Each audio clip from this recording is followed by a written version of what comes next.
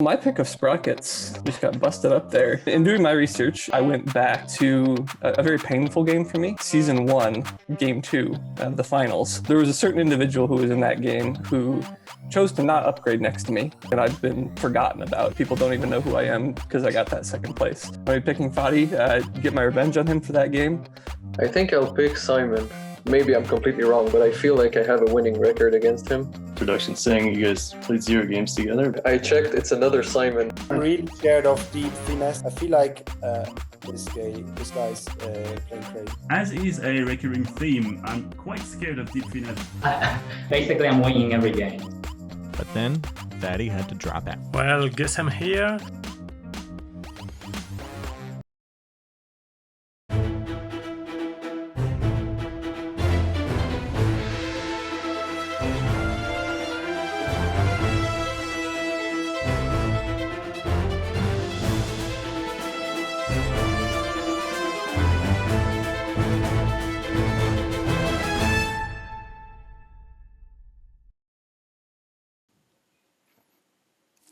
Hello everybody and welcome to the Fire to Open 2021 Season 1 Group D. For those of you who don't know me, I'm Ginooo, and with me today is one of our newcomers who made it through these tough qualifier tables, Wanting Beer. Welcome to our casting crew. Thank you. It's great to be here. I'm excited to watch some sweet Terra Mystica games.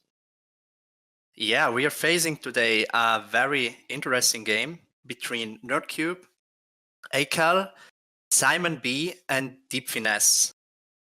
So first of all, there is one thing that has to be said. Acal wasn't part of this group. First of all, it was Fadi B, but unfortunately he couldn't make it today. So Acal took his place.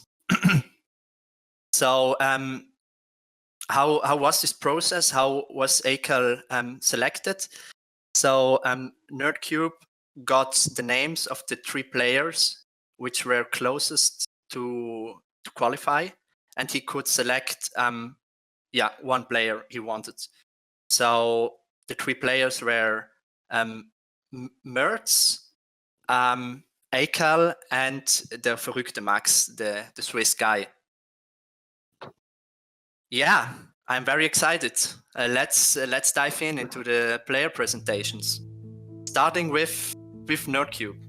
I think everything of us knows him. He's a legend in the meantime on BGA. He is the winner of the BGA Arena Season 2, and in the rest seasons he was always top 3 players. He's represented by Crabmaster John's PR firm.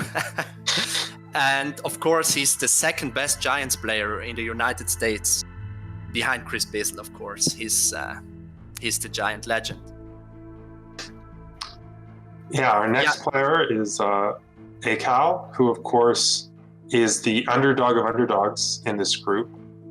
Didn't initially qualify and sort of made it in when Fatty B had to drop out. Apparently less than 40 games played on BGA, so probably not as experienced as some of the other players in this game. I think Nerdcube has like hundreds of games played, so a bit more of a newcomer. Despises cultists, I couldn't agree more. Terrible faction, ban it every time. And is honestly just happy to be here. That's nice, that's awesome, I like it. Seems to really like red factions with both Giants and Chaos Magicians amongst the preferred factions. So we'll see if a red board gets locked in for this game. And this is his first time participating in the finals of the F2O tournament. So we'll see how he does. The next up is Simon B, someone who I played not once, but twice during the qualifiers. We qualified in the same game because it was actually the one where 2 people were able to qualify because it was 3 rounds instead of 2. Won a Team Catan tournament in 2020. That's impressive. I used to play so much Catan back in the day, but before I discovered Terra Mystica. And apparently started by playing Terra with his siblings, which is a great way to get into the game, and claims to be a friendly player, which, yeah, that sounds about right based on my limited experience. He seems like a friendly guy.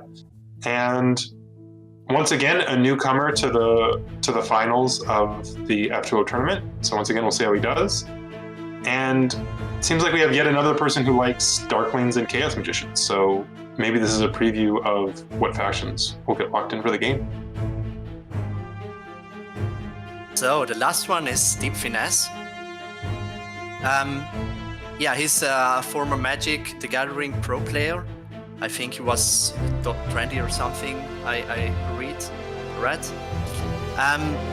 Yeah, he's a very impressive player, I think, because he wised so fast to the top players.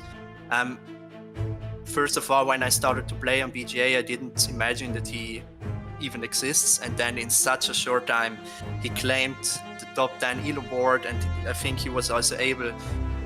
He was second for a short time at the moment. He's sixth in the top 10 Elo board. And yeah, he's also the current, he's third in the BGA arena. And yeah, from the board game Bridge, he won a collegiate US Collegiate 2016 winner. Yeah, his preferred factions are Nomads, Chaos Magians, and Darklings. So yeah, I'm very interested in what he's doing, and I think he will be a high competitor for NerdCube. This will not be an easy game for no one of those guys. Certainly not. So I think shortly we will dive into the game. Let's see if we get our players together and can start. So, one in here. Here we see the tournament tree. So from now, from the fire divisions, Istari and Klebo qualified, and from the ice divisions, Bowser Hacks. And yeah, now we see who will qualify next. Currently, the best second place has on the left side Ryan the Man and Varek, and on the right side Feistos. Mm-hmm. So the thing is, of course, you want to be first because then you qualify directly for the fire or ice finals. But if you are second or even the best third, so the closest third to the first place, has a second chance in the second chance game, and the winner of this game will take the last place in the fire and ice finals.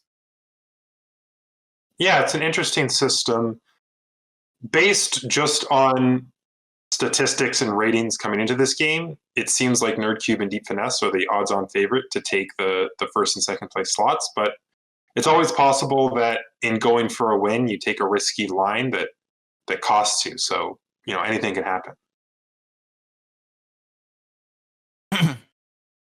I mean, we saw already that NerdCube was able to. He came second in the first Fire 2 Open, second to Ondas, and then in the next Fire 2 Open, I had the honor to face him, and yeah, I was able to win that game, and so I qualified myself for the next round. He came second, so at least he didn't have to qualify again. And let's see how this goes. I think he's 100% hot to win this game now. Yeah, he seemed like the favorite, but we shall see. Oh, cool. We have our game now. Fantastic. So let's dive into this. So first, what I see first is looking at the track. We have Trading Post into Spade round 2, Dwelling again Trading Post, City round 5, and the last round Temple. Looking at the cult rewards, we have all 4 cults presented in the track. So first Water, then Earth, fire, air, and then again earth. Mhm. So a lot of shovels too on yeah, the track. 3 of 5 end of round bonuses are shovels. true. It's of course not a good way to get some spades. If we look at the bonus tiles, it's always interesting to see which victory point pass favors are not in the game. And in this game, it's the Sanctuary Stronghold pass tile.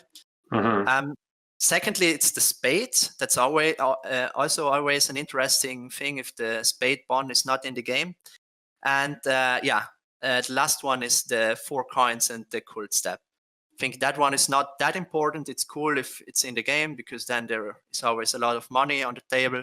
But if not, it's also not that big of a problem.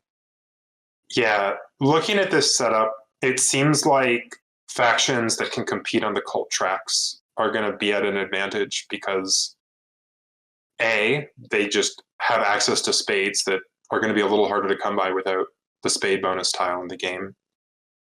And B, the four money cult means there's a little bit less money in the game. And so getting an early boost of cash in round 2 off of that bonus is going to be a big help to the economies of pretty much any faction that can jump up that track. Yeah, I agree with that. And I think another thing that is to mention on that point is that we may see all the players focusing on one cult because maybe they just go for one cult and try to get much effort out of this as possible. So and we already have 3 factions selected. We have engineers on seat 1, mermaids on seat 2, and witches on seat 3. Yeah, witches are really strong anytime there's a late town scoring tile because you're functionally getting 10 points per town instead of just 5. But they're also sandwiched between mermaids and engineers. So it's interesting to evaluate like how much the players are going to value witches because I think the setup for them is great, but the color wheel is terrible. Yeah, it's always a big fight. If there is green and gray on the base map in the game, it's always a big fight. And it's always dangerous because both need the hexes from the other one. And so it's always a big fight who is able to grab those hexes first. Wow. And we have a last pick, Chaos Magians. Yeah. Wow. So I think that generally, I agree completely in terms of green and gray not playing well together. I find oftentimes green can bully gray a little bit more, especially given that, I can never remember the exact tiles, but the middle gray and then the east gray starting tiles that, you start on 95% of the time as engineers or dwarves. Yeah, that's true. They both can get blocked off by starting green spaces. So I wouldn't be surprised if engineers actually ends up as the 30-point faction here, even though engineers is normally incredibly strong, just because the setup is so hostile to them. This will be a very tough game. I mean, we have all those 4 colors. We have a double sandwich, so engineers and witches are sandwiched. And so, naturally, Chaos Magians and mermaids, they both have one color not sitting next to them. So for me, it's always these 2 factions are much better than engineers and witches. I agree. The big thing is how far do they go down before they jump on witches and engineers, and I expect that they will bid a lot of. Yeah, so far every bid has been for mermaids, and I think that that's correct. I think mermaids is really strong in this setup. They also start with 2 steps in the water track, which means it's going to be very easy for them to secure that spade bonus at the end of round 1, which again, with the spade bonus tile not in the game, is going to be really beneficial. I am a bit surprised that everyone is bidding on mermaids and no one's jumping ship to Chaos Magicians, though, because they also seem very strong here. I think we have to take a deeper look and look where those factions gonna start. I think, Gray, it's maybe we can have the overlay for a second with the numbers. Gray has always these two standard positions where they start, but it has to be said, if there are the witches in the game, they often try something different. So the standard starting spots are these gray hex in the middle, in the ABCD, in the E row, and the spot in the east. E7 and F6, I believe, are the spots. Yeah. I'm just going on memory there, but yeah, anytime. I think I've never started anywhere else when green is not in the game. I think every single time I've played as a gray faction, but without green, I've started those two spots. With green in the game, there's a few options. You can move up to C5 to try to control that area of the board. You can also start in the west, which is rare for engineers, but it is an option. But basically just anything to get you away from getting blocked off by witches. But one thing is to mention here, if you go away and put your dwelling somewhere else, the problem is that you give witches a lot of space. And that makes witches much stronger. And so it's always very hard what you're gonna do, because on the one side you don't want that ultra hard fight for the hexes, and on the other side you don't want to give witches all the space. So at the end of the day, often it's good to give up, let's say, network or something else, and just try to make as many points as possible. So the thing also is, if we look at the east, I mean, there is blue won't put any dwelling in the east, I guess. So maybe if we see some crazy plays and blue starts, a mermaid starts on the H row, H6, so in the east, right under the gray hex. G6. Could be because they have a neighbor. But it's always hard because you can't predict this. And we finally have some bits on Chaos Magians. Yeah, and I think this is absolutely right. I think the players are identifying the same thing that we are. Real estate's going to be really hard to come by for witches, and I think especially engineers.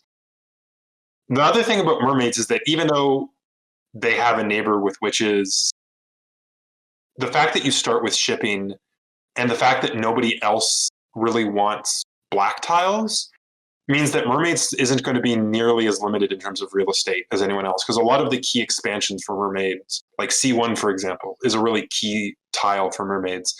Probably no one's fighting them over that. So I think it makes sense that the players have valued mermaids so highly. Currently, 12 points and now dropping even to 11. I'm interested, where do you think Chaos Magicians are likely to start this game after the setup? Because D4 is a pretty common one, and it could lead to a nice power sort of leech party, especially if mermaids start D5. But you also risk getting blocked off if engineers start E7, mermaids build C3. Suddenly there's not a ton of good expansion for you. What do you think? Yeah, I think there are always three possibilities. You can or start in the center. Maybe four possibilities. Or you start in the west on E3, or there is also the possibility to start in the east on D7.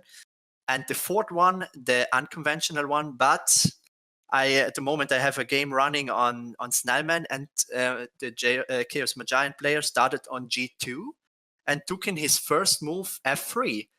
So that could also be a very interesting path to go. So I think the biggest problem in the setup is that you don't know exactly where the player will put their initial dwellings, and that could change a lot in the evaluation of the different factions. But for me, I think mermaids are the best faction here, followed by Chaos Magians and witches, and I think engineers is the 30-point faction, because engineers sandwich this Yeah, I was a little disaster. surprised that Deep Finesse bid on Engineers rather than Witches, jumping off of the Chaos Magicians and Mermaids train, because I think it's going to be very difficult for Engineers to get up and running in this game. Whereas Witches, it's very. The one thing I could see is maybe if Chaos Magicians take the temp shipping round 1, but without the Sanctuary bonus tile as sort of the obvious pick for Chaos Magicians, they could do that, and then it might be harder for Witches to get real estate. But if Witches gets the temp shipping round 1, it's going to be pretty easy for them to lock up just a bunch of natural green tiles, and then they're not going to have nearly the same problems as the other factions. If you build enough dwellings, you can just start hard digging with 3 workers and you don't even mind. Yeah, that's true. So looking at this, I don't really like the setup. Yeah, I don't know, the setup it's not the best setup for Chaos Magians, because there is no Sanctuary Stronghold tile in the game. Oh, and there it is. Started. Yeah, I think based on these points, if I had to pick a winner, it would probably be Simon B, just because I think Witches at 30 points is a bit of a discount. But honestly, I like everyone but Deep Finesse's initial point buys here. I think that Mermaids are far and away the strongest faction here. I think 11 points. Even 19 points behind Witches, I still like Mermaids quite a bit. And Chaos Magicians also look pretty strong. But of course, we'll see what happens. Yeah, I also think that NerdCube got the best deal here. I think I would have bid them down to 5 or something. Oh, wow.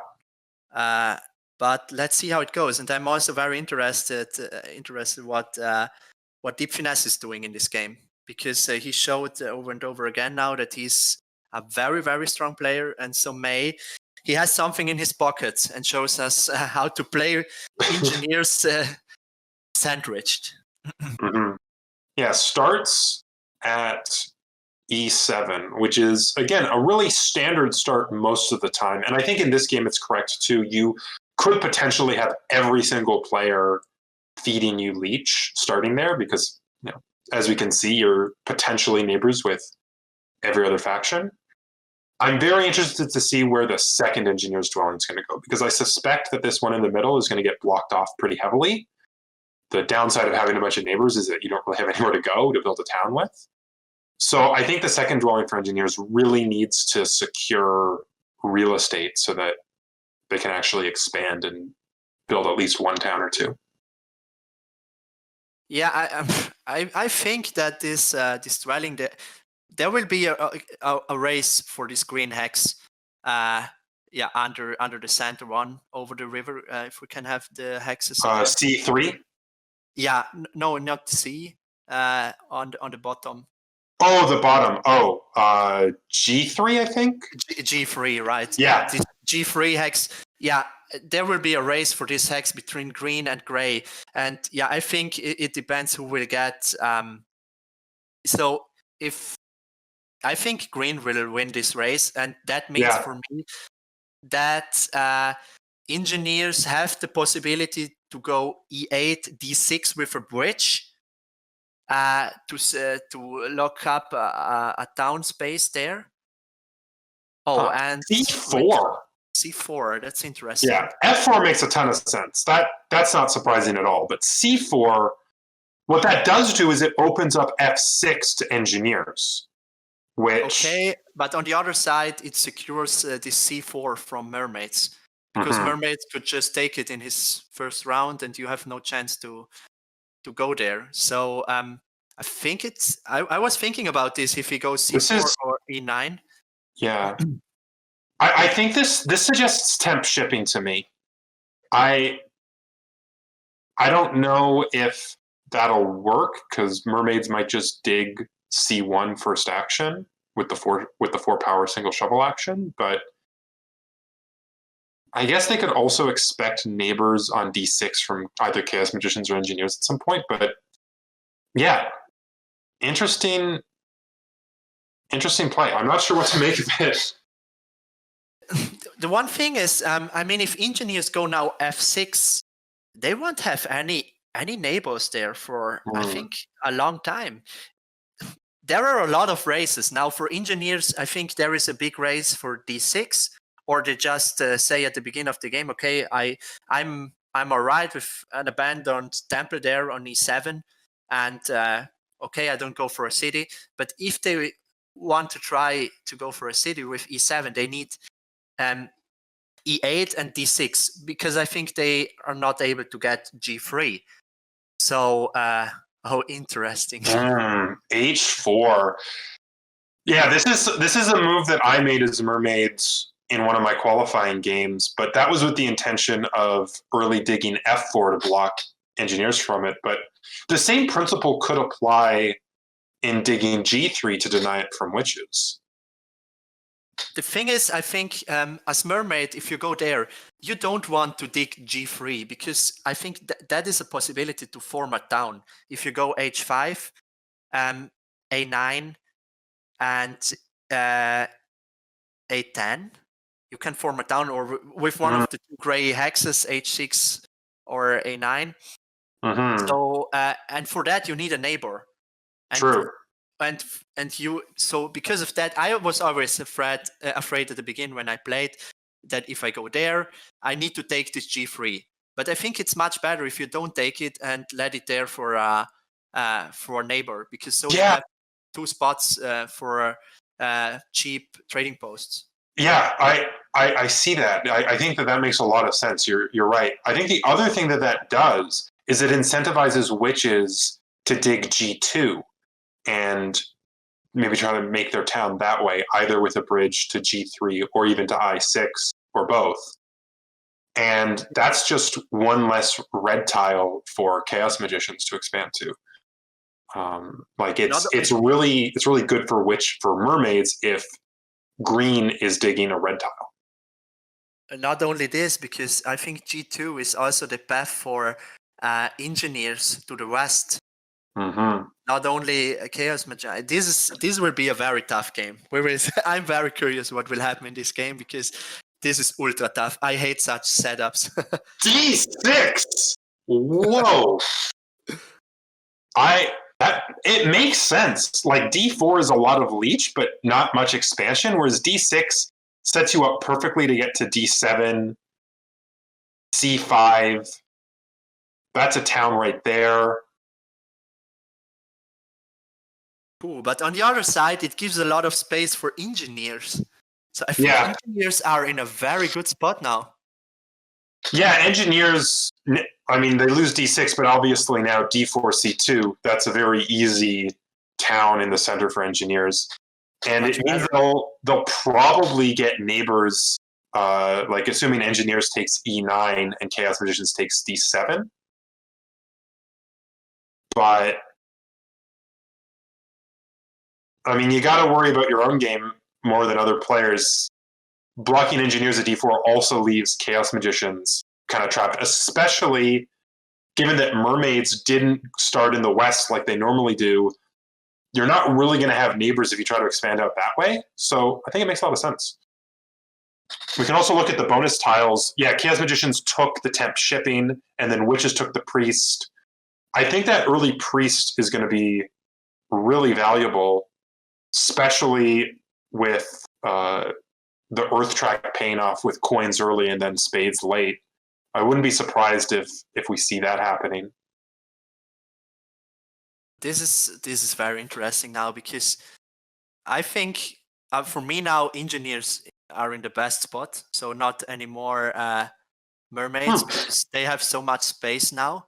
They have the west now, and they can also do something in the east, because there are not the witches blocking them, and they also get a lot of leech.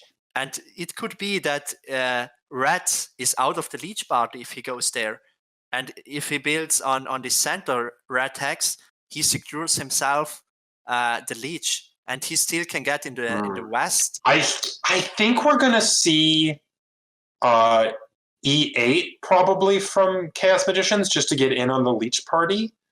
it wouldn't surprise me. The yellow hex, yeah, that could be. Yeah, because you're right. Mermaids obviously is going to be upgrading at D5. That's the only place where they have a neighbor. Engineers is the same idea. What's interesting is where Witches is going to upgrade first, because they might try to get in on Leech with red, or they might just join the Leech party in the middle. Yeah. Nerdcube takes the double spade. I was expecting that. Yeah, that play makes a ton of sense. Because Being blocked off. Sorry, go ahead. Yeah, Simon B took the pre-spawn, so he can easily upgrade ship and take some green hexes, and that would be one of those green hexes. And red is out of the Leech party. I'm not sure. I don't like that.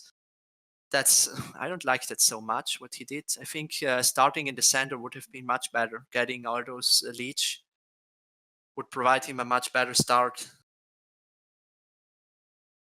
But let's see how it goes.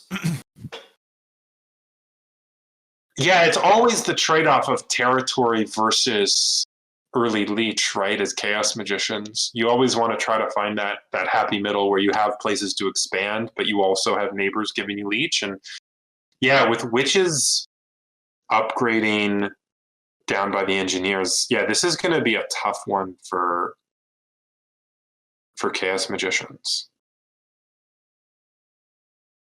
So the next interesting thing is, what favors are they gonna take? Are they just gonna take some Earth 1, or are they going for some econ favors? Because we already saw in the previous games that people started with econ favors. So yeah, I think that Earth 1 is a pretty natural choice, especially for Engineers here. There's, you get a bonus dollar out of it for one thing. There's not a ton of great scoring towards the end of the game. Like, it's hard to build a ton of temples in round 6, so probably spamming Dwelling to both score points off of your favorite tile and contest network. I think it's the right pick for Engineers. We'll see what other people choose, but I think for Engies at least, I agree with Earth 1 is the right call. yeah, me too. I also like it, especially because he has so much space. So he has a lot of spots to build his dwellings. It shouldn't be that big of a problem. Mm-hmm. I think in the east he has to go now in the south, because red will take this hex there next to where his temple is. But I think he's okay with that. Just a double dig on the blue one opens up another gray one, and so he has 4 or even 5 if he takes the green in the bottom, or the red one. He has enough hexes to go for a city there. And the other city he can just make in the center. So I think he should be fine. The big question is he able to connect? I think not.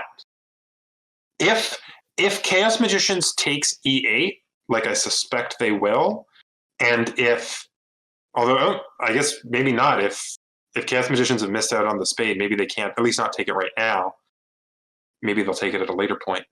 But if we have Witches building on G3 and Chaos Magicians building on E8, then I don't really see where the connection is made, unless Engineers want to triple dig F5 to get a connection that way, but that seems ludicrously expensive.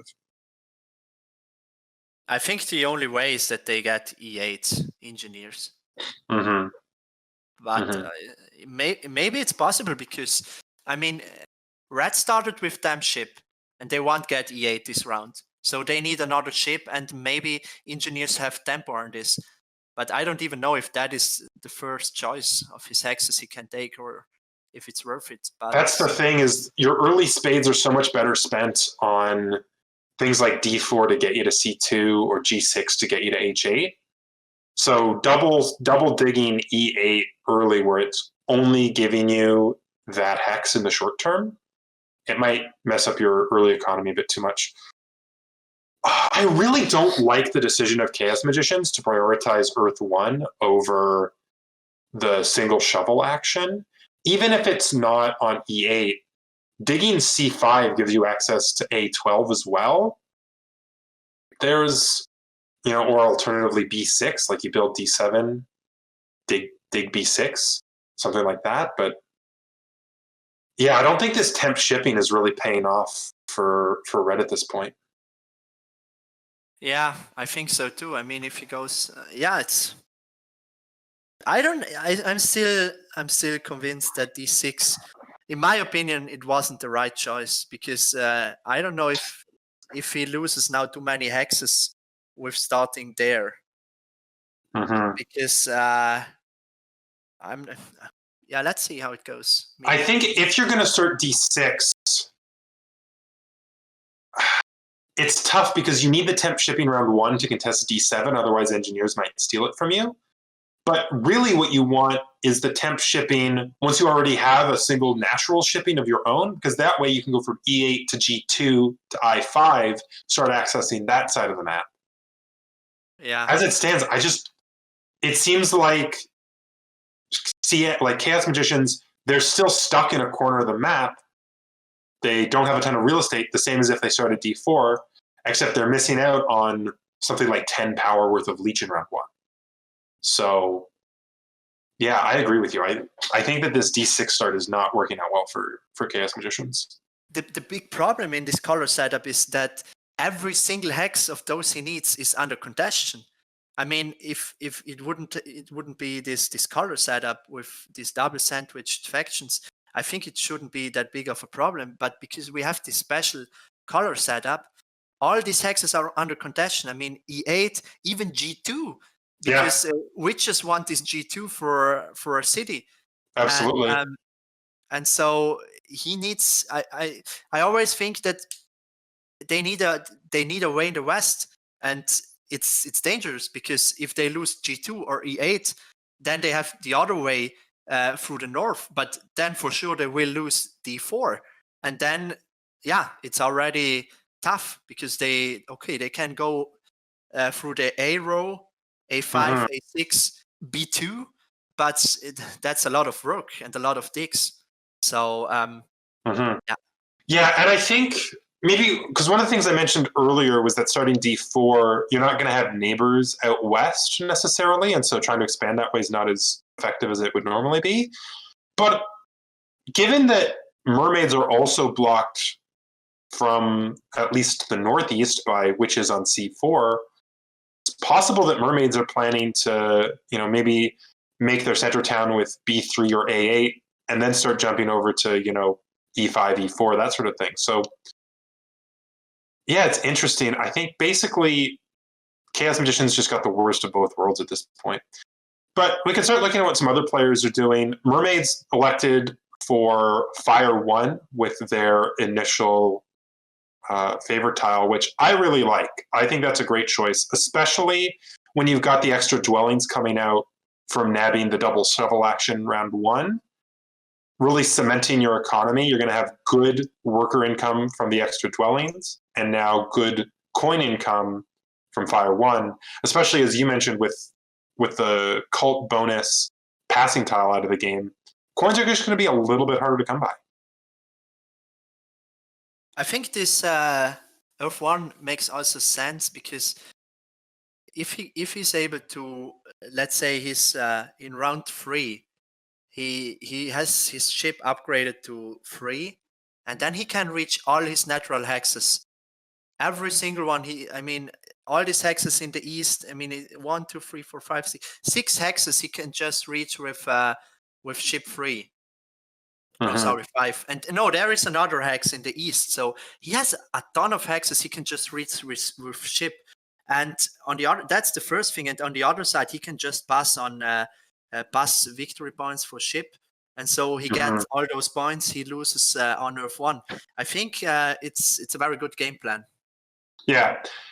I think that Earth 1, it's obviously the best in a vacuum favored tile, but I think it's also a trap, because what NerdCube has done is essentially forfeit Earth 1, because NerdCube could have secured it. NerdCube was in the second seat this game, but instead prioritized the double shovel action, which, especially with the shovel bonus tile out of the game, I think is the right call.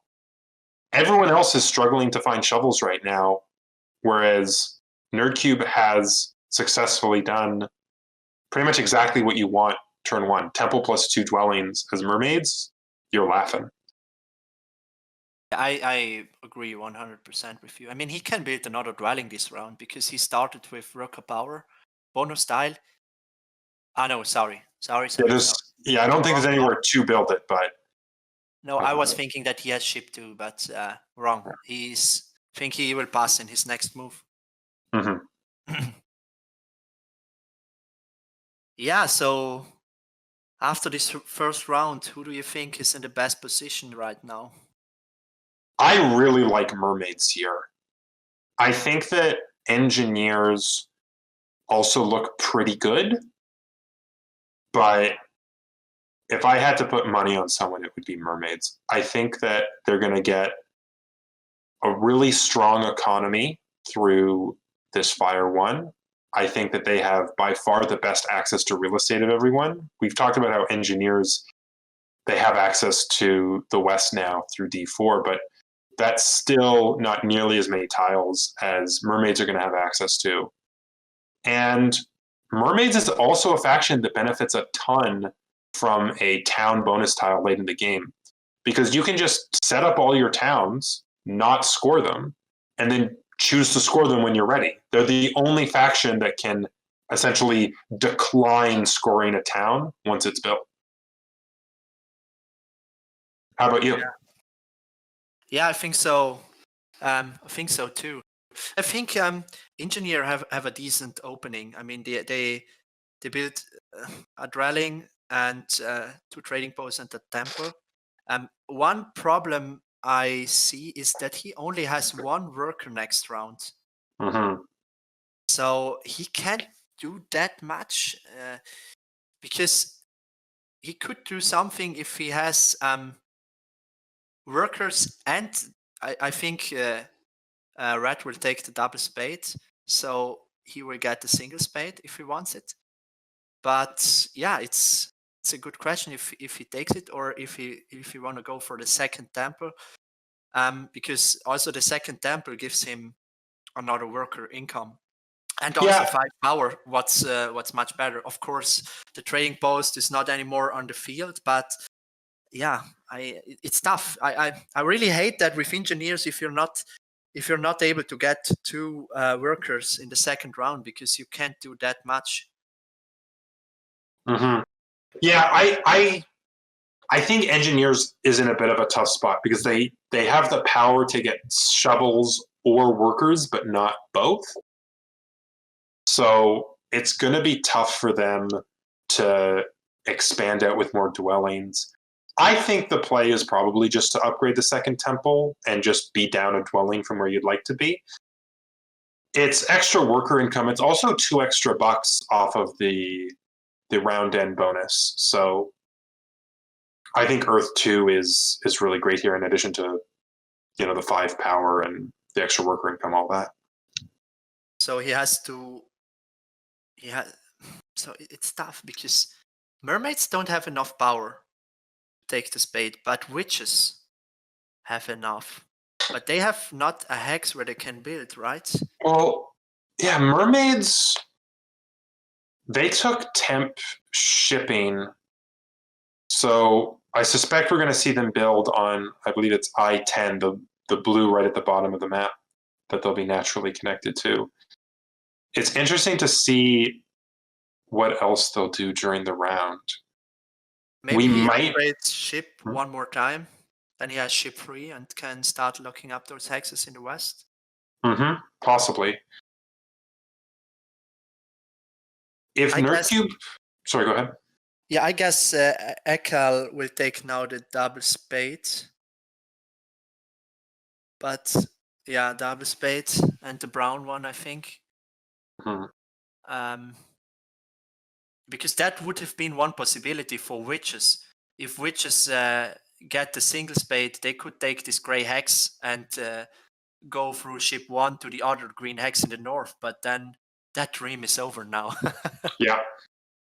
Yeah, this is looking really bad for Chaos Magicians and Witches because they're both constrained, and now they're fighting against each other, which is going to be especially tough. And okay, it looks like engineers have prioritized the second dwelling over the second temple, digging D4 and building there, which makes sense. That's also an extra worker income, so can't really fault that decision.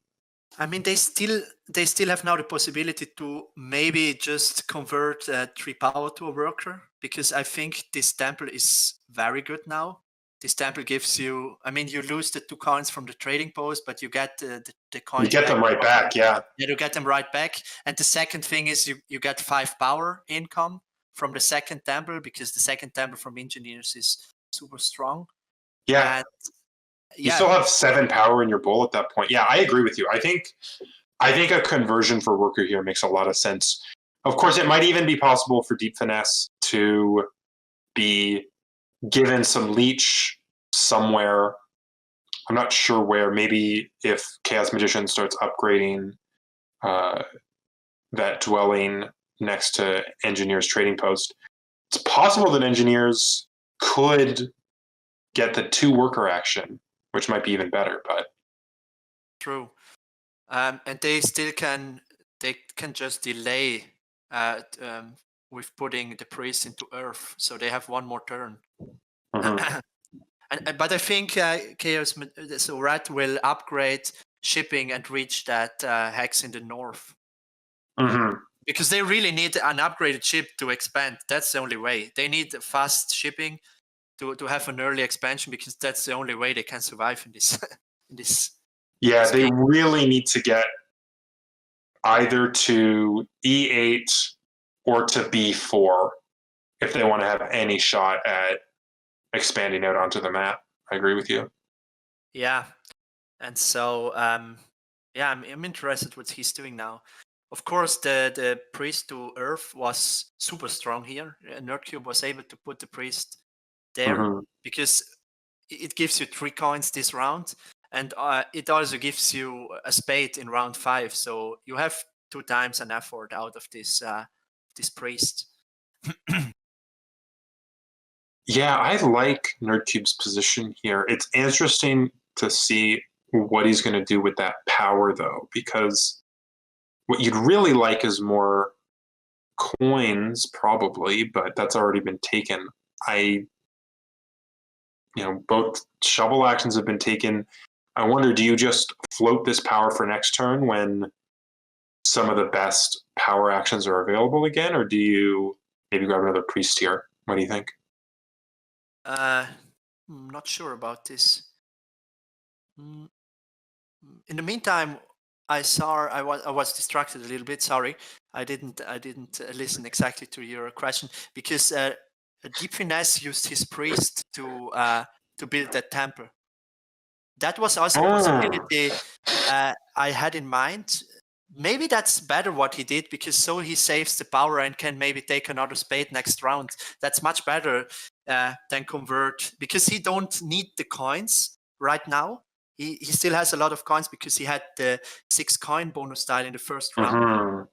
And so that gives him more power for spades. And I think spades is the rare resource here in the first rounds.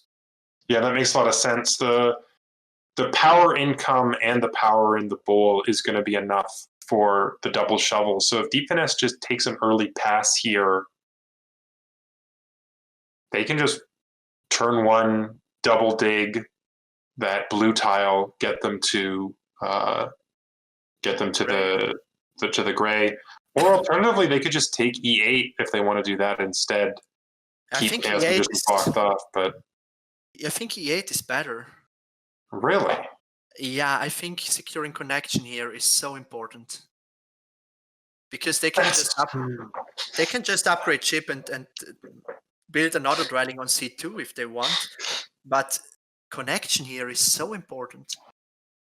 Okay, they have another possibility with G4, maybe later on in the game.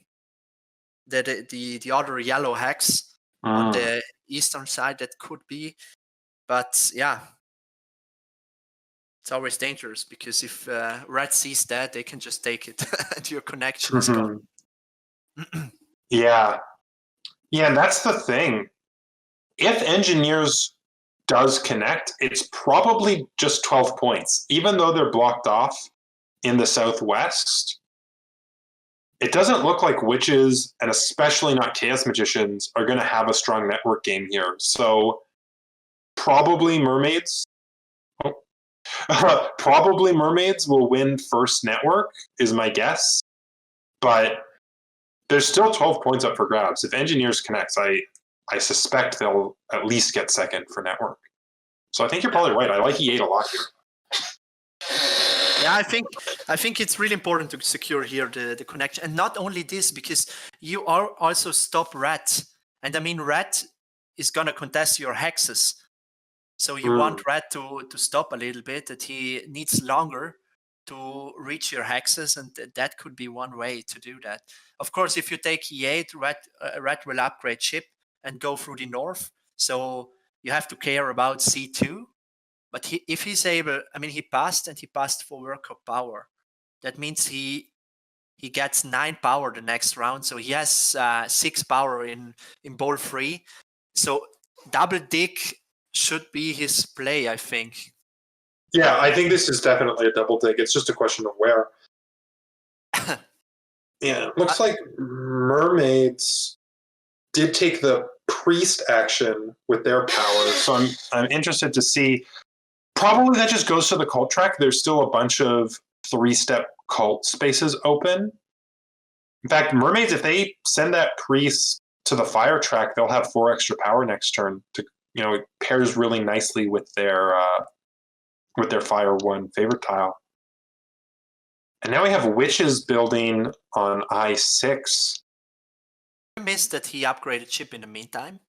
And now he's able to reach 2 more hexes this round. So this hex he built now, and also the other hex in the north, in the A row. And so to push forward his economy. Yeah, I think that makes a lot of sense from Witches. I think the big thing for Witches now is that they really need to secure G2, because that's make or break on a town. It's trivially easy for them to make a town in the center if they can get G2, and pretty much impossible if they don't. And especially with the round 5, we're talking about 20 points there. So I think that's going to be priority number 1 for Witches here. Yeah, but Witches have problem because they don't get that much leech, so there is no way that they get the double dig next round. So honestly, I think you just hard dig it. 6 We have a dwelling rush coming out. I think Witches are going to have access to plenty of workers. Maybe they single shovel 3 workers, something like that. But I think it's such an important space for Witches. It also blocks off both NGs and Chaos Magicians from that side of the map really effectively. I think it's just such a key tile here. I think as Witches, you need to make absolutely sure you grab it.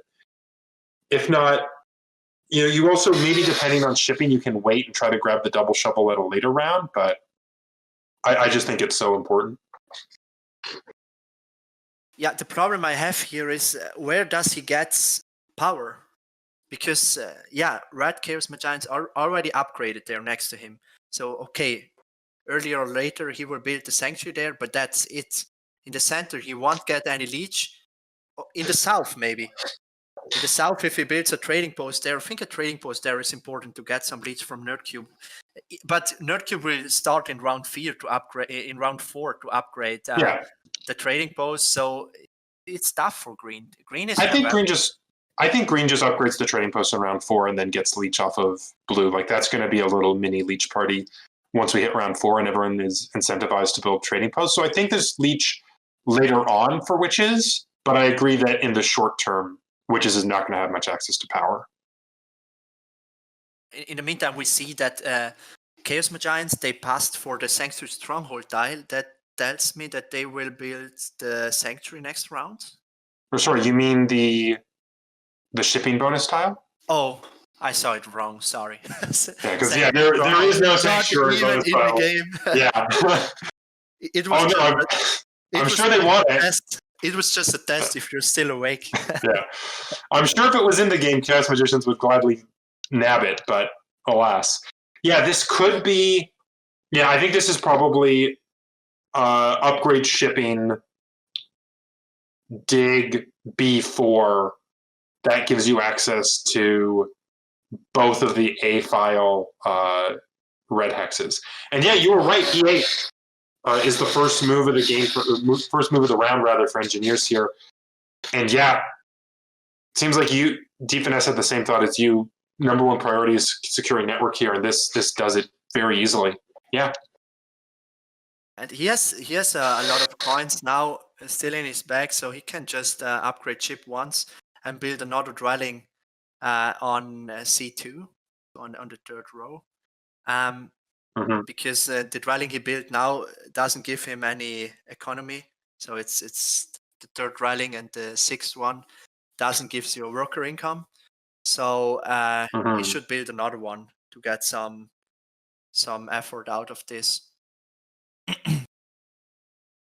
Yeah, I also like upgrading shipping just because it does put a little bit of extra pressure on everyone else in terms of defending their own tiles. So yeah, I like that play a lot. Now, it's currently Chaos Magicians, and it looks like they're in the tank a little bit. They really need coins. Yeah. Yeah, that's for sure. And Nerdcube has a perfect economy. I mean, 9 workers, 12 coins, that's a lot. Yeah. And he will now upgrade shipping twice, I think. And then he will start to place his dwellings on all those hexes. I think first priority here is grabbing the 7 coins, right? Because 12 coins is a lot, but if you upgrade shipping twice, that's only 4 left for dwellings. I think of Nerdcube's line this round is take the 7 coins, upgrade shipping twice, spam dwellings onto the map. That's a great plan, and I think Nerdcube will be in really great shape if that's what we end up seeing. Yeah, maybe he's thinking because I mean, if he takes now the 7 coins, he burns down under 6 power, and that means he's not able to get the double spade anymore until the rest of the game. Maybe because of that, he's thinking. I mean, the plan should be to upgrade ship twice. Yeah, he took the coins because the plan is to upgrade ship twice and then place 3 dwellings. So it's not necessary to build the last one, but at least 3 dwellings that he gets the 8 worker income maximum. Yeah, that's the thing. You don't need the double shovel if you have enough workers to just hard dig, right? There's not a ton of places where Mermaids has to do like really heavy digging. They'll probably need to single dig a lot of black and maybe some green tiles, but I don't think there's too many places where they need a lot of shovels. And so I think securing the coins. The other thing about this is that it denies the coins from everyone else. You know, everyone else, like Mermaids is the one with Fire 1. Everyone else is struggling for coins, especially Chaos Magicians. I really like taking the coin action there. I think that's the right call. Yeah, and Grummelbaum in the chat is mentioning that Mermaids advanced dig. I was also thinking about that. Every time when I play a faction and I burn down under 6, I have in my back mind if there is still a possibility, if I have enough coins, because I think worker economy wouldn't be a problem in this game. But if he has enough coins, he can still upgrade his digs. So there is still a possibility that he can secure this last hexes he need for his town with upgraded dig. Because he already has ship 3. I think he's connected if he gets this center on the F row, F4, this blue hex there in the center row. And if he gets this, he's connected, and I think he will be fine. Yeah, well, I mean, he can already connect just by going up to ship 4 in round 6, right? So network's not an issue, but I really like upgrading the shipping. I really like this play from Witches 2 because this is going to win the race with Mermaids to F2. And F2 ends up being really important in a lot of mermaid towns. So Witches securing that spot, I think, is really good. I mean, if mermaids are interested in building a third town, I think it should be in the northwest. But the problem there is that they have no neighbor. Maybe if Red is able to reach that area there, but I don't see the path for chaos magicians. I just don't see it. Like, maybe you have one neighbor with engineers at A3 on the green tile if you want to build up there, but yeah, that still is making it tougher.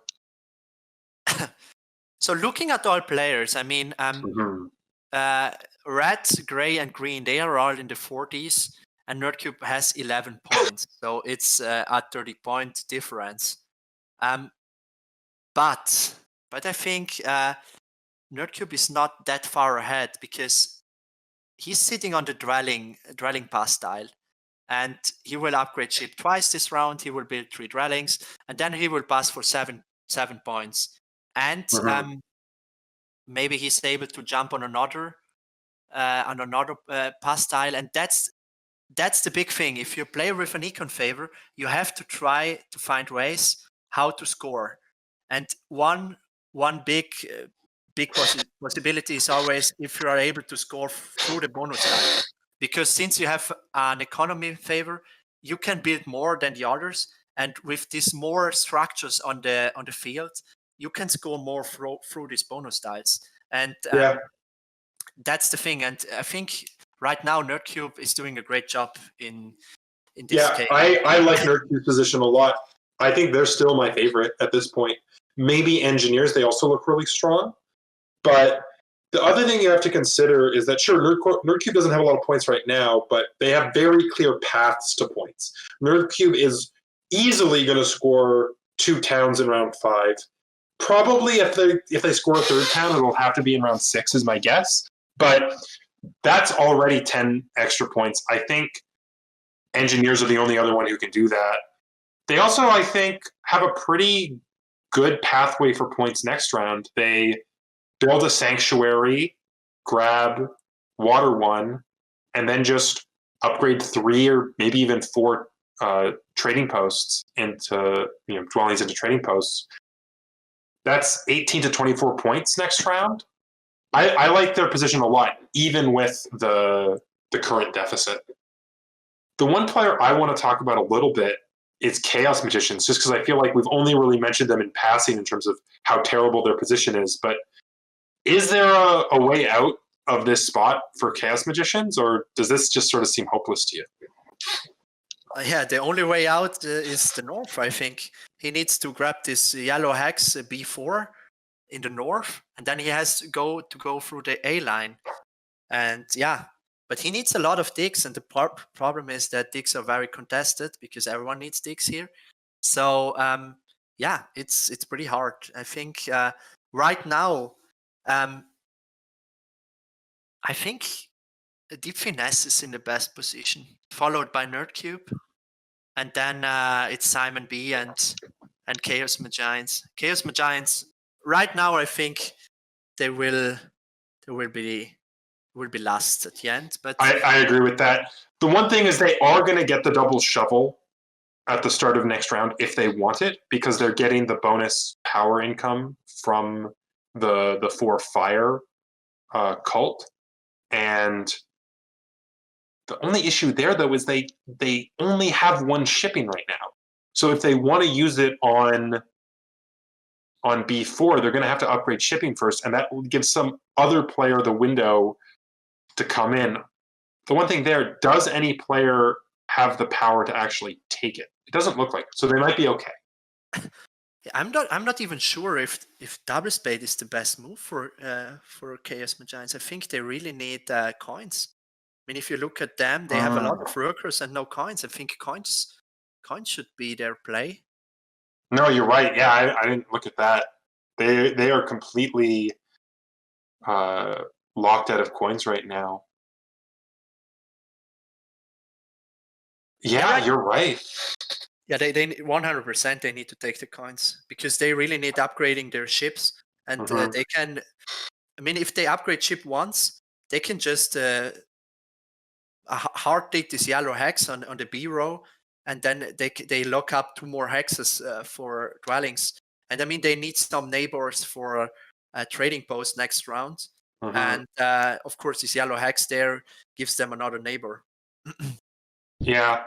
I think the big reason why Chaos Magicians, I mean, there's the start, there's the lack of leech, there's a lot of things, but they've never really had the opportunity to build their sanctuary, which means they're just operating on 2 fewer favor tiles than you'd normally expect from Chaos Magicians. And what that really means is they don't have Fire 1 for income, they don't have maybe Water 2 or Air 2 for extra income that way.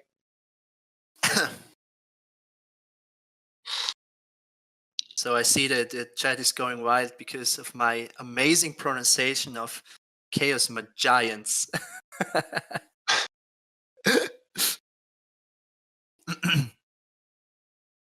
So only Nerdcube in the game. He built all his dwellings.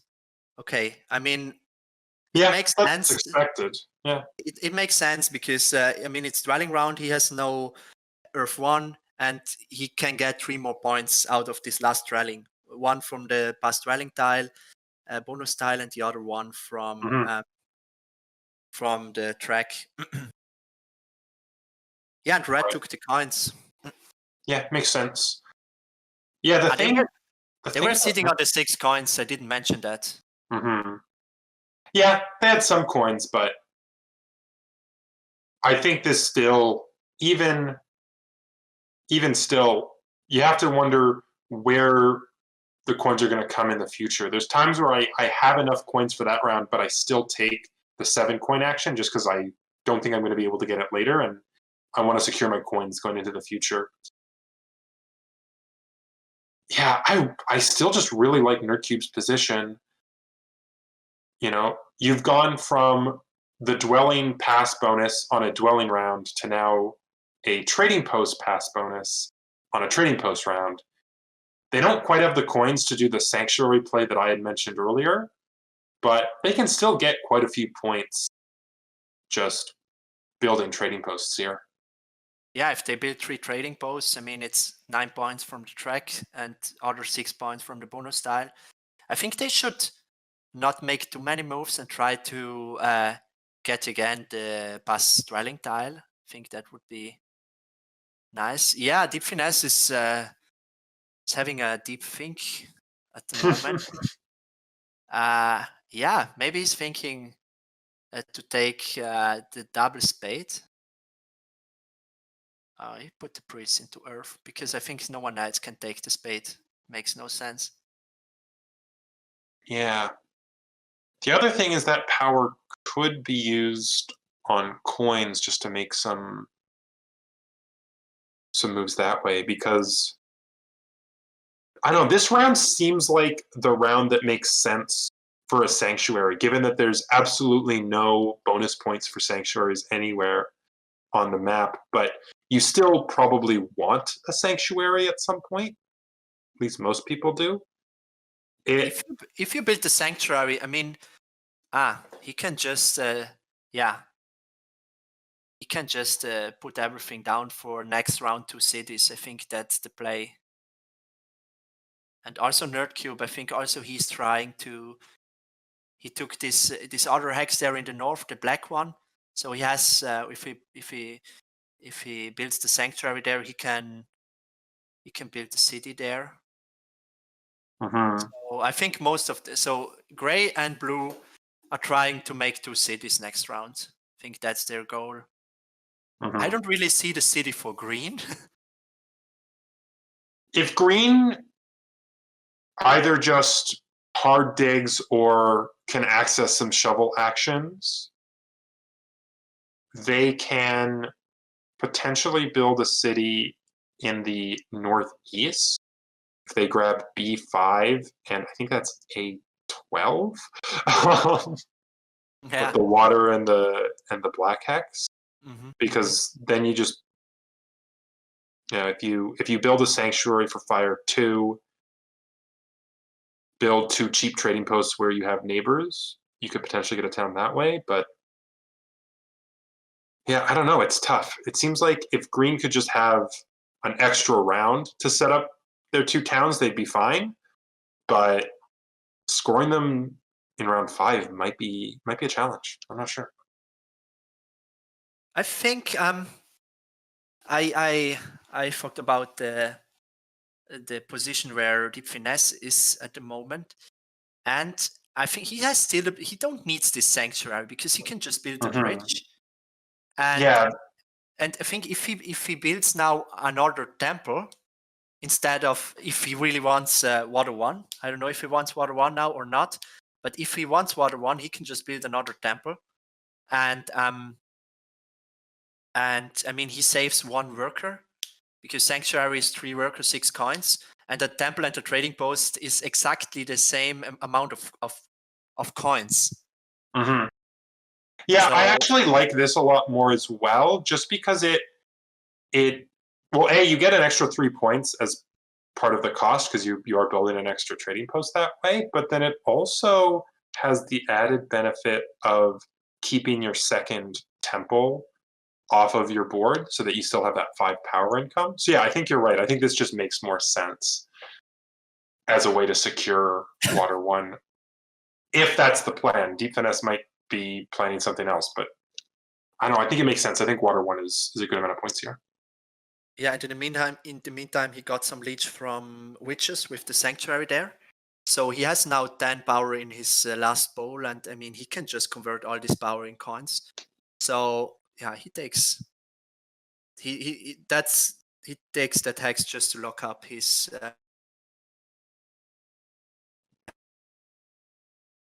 Yeah, Maybe I think he it can makes get sense. there another neighbor. Yeah, with the amount of leech that Engineers has gotten, they don't really need to choose anymore. They can convert for coins and also grab the dig and still be fine. So yeah, I like this play a lot from Engineers.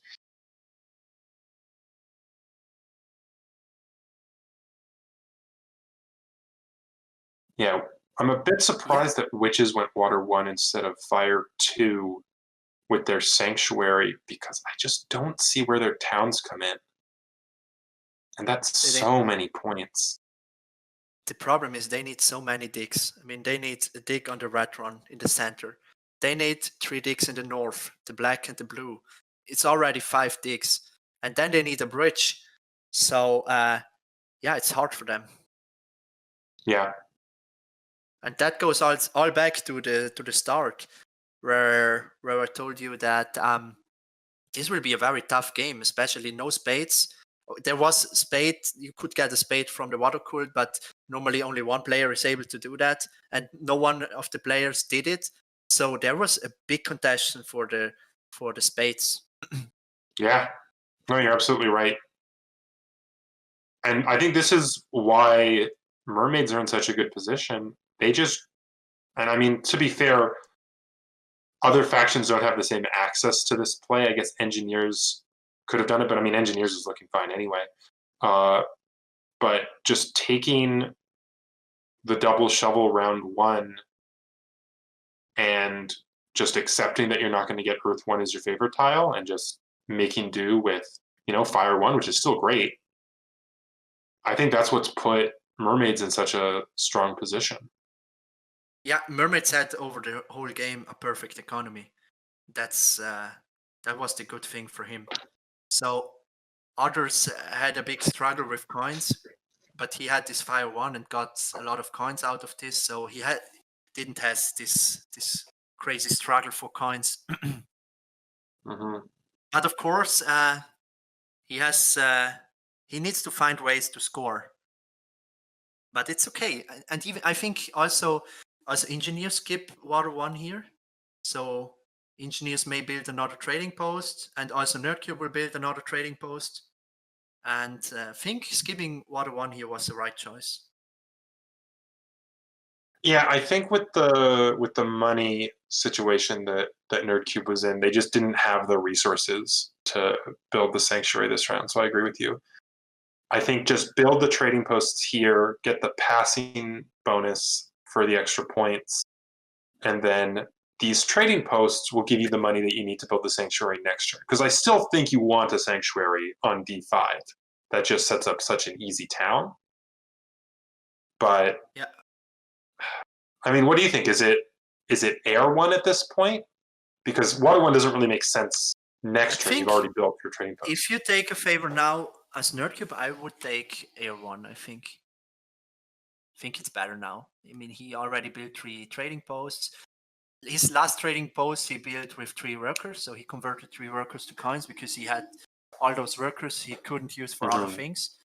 And it's good because he can it's good. It's okay. Let's say it's not ideal because you never want to convert 3 workers to 3 coins. But if you have so many workers and no coins, and it's a trading post round, and you have the trading post Bastille in your bag, you just go for it because it's 5 points.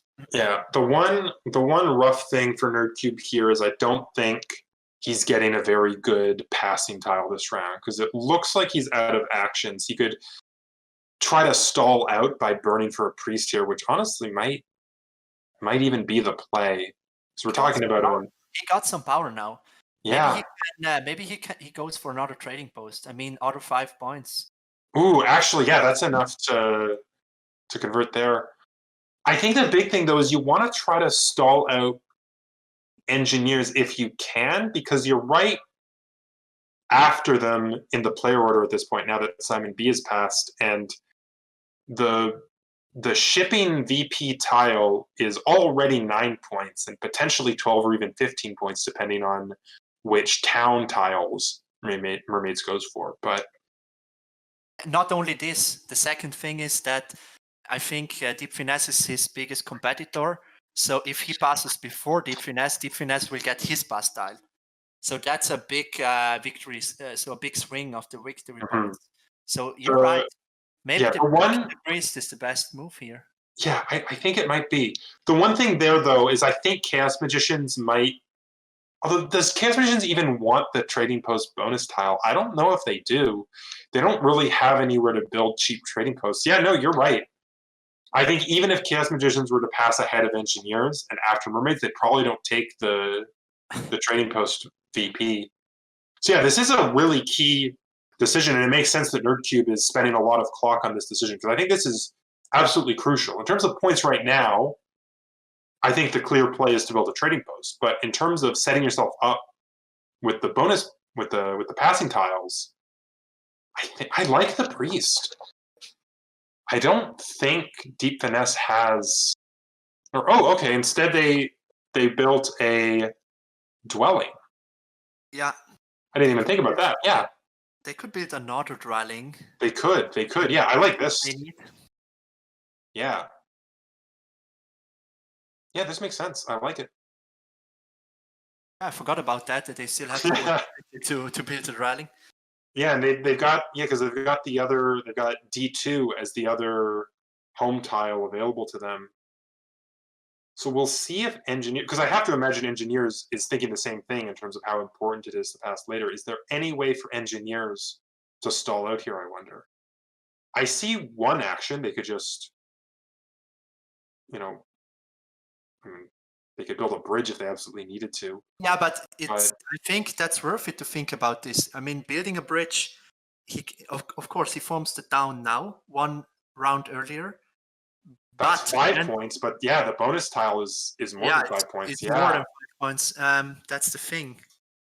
He builds another trading post. That was the other way.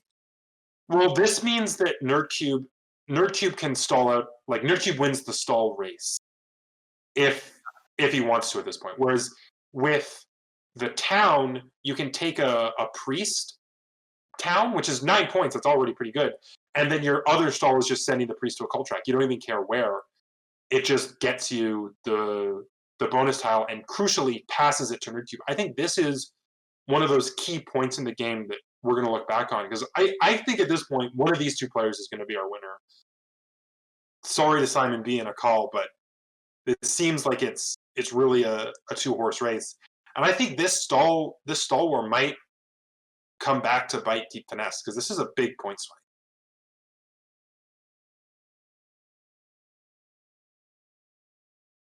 Yeah, I agree 100% because now he needs to pass.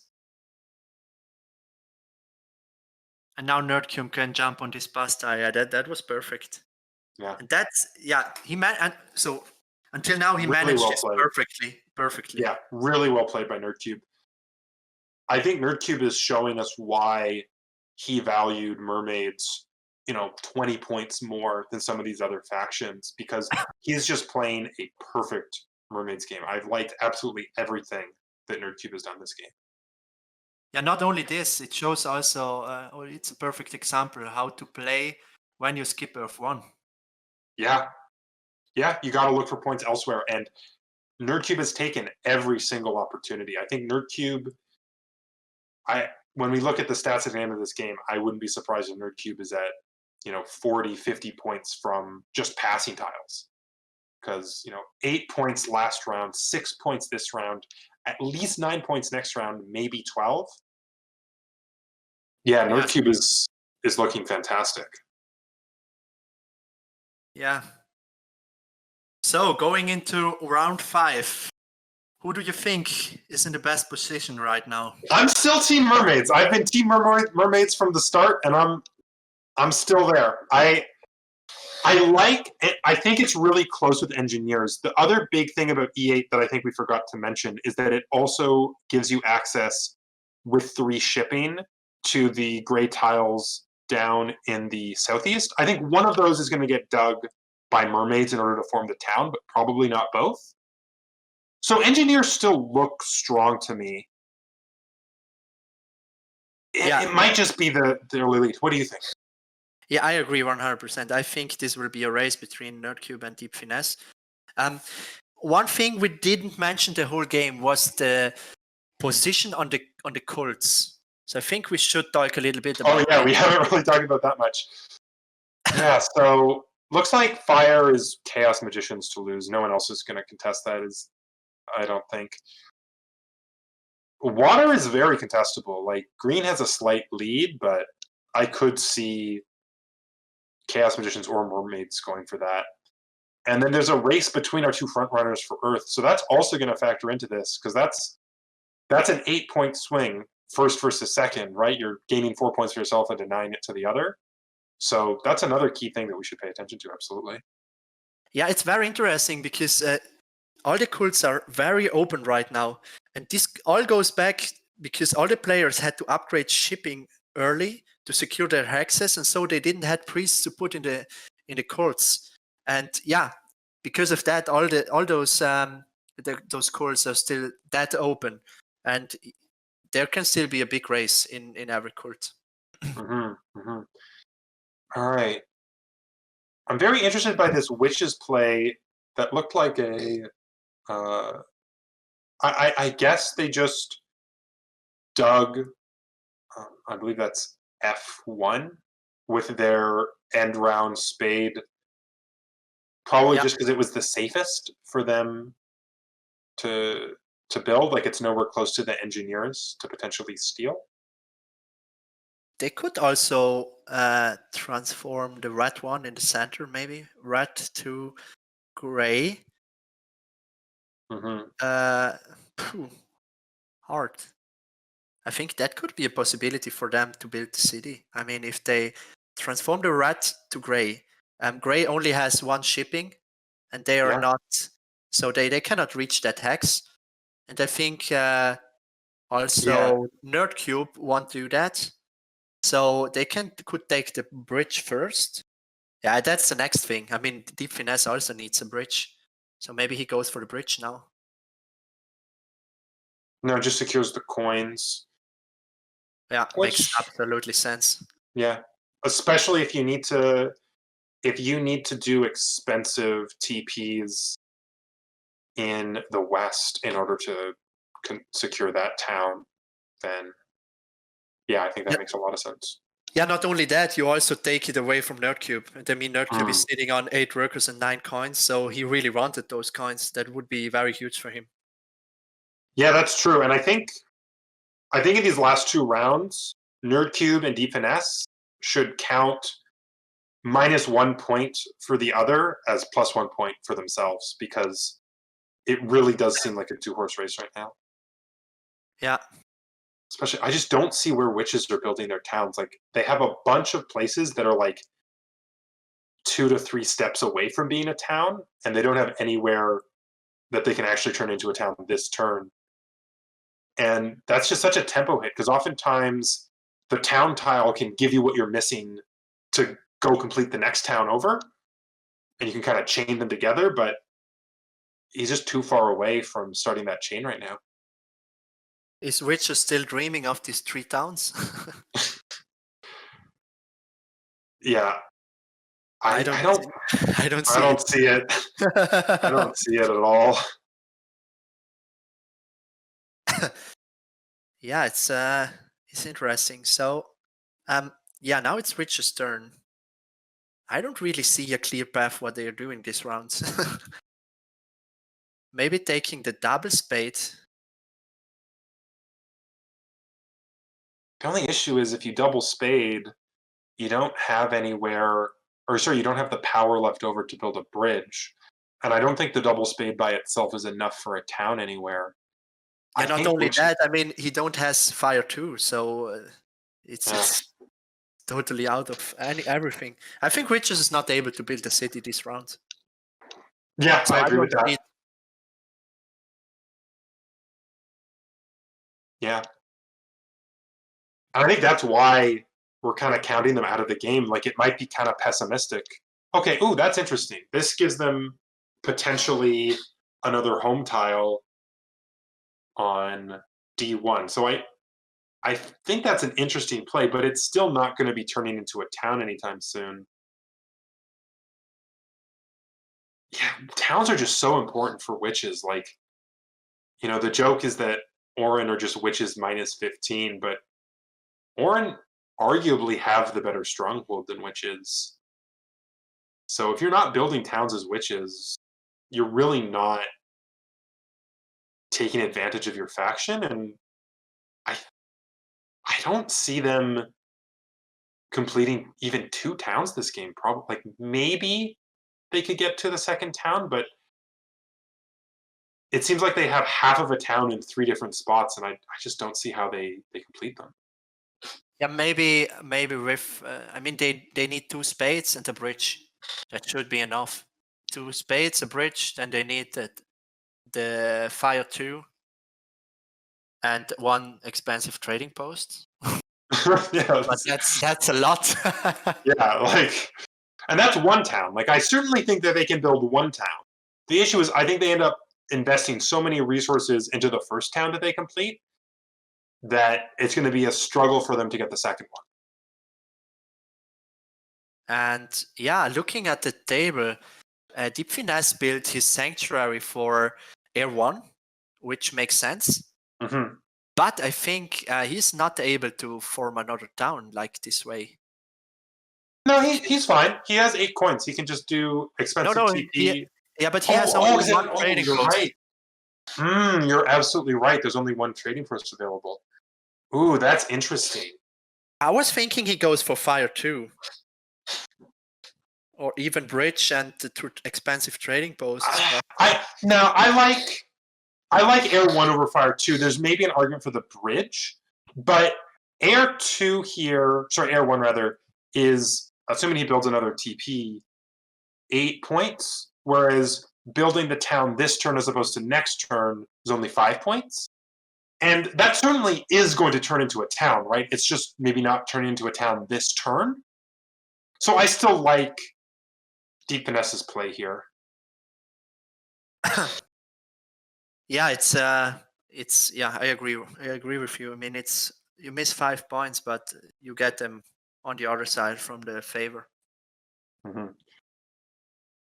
The other thing is that Fire 2, it's not denying it from other people, which I think have to imagine, like, there's a lot of TPs out on the board. Maybe other people have missed their shot, but certainly Chaos Magicians want it. Maybe not Mermaids. It seems like, or actually, I mean, I guess we're about to find out here, right? I think But- he's gonna. I think he's gonna put a priest in the court now.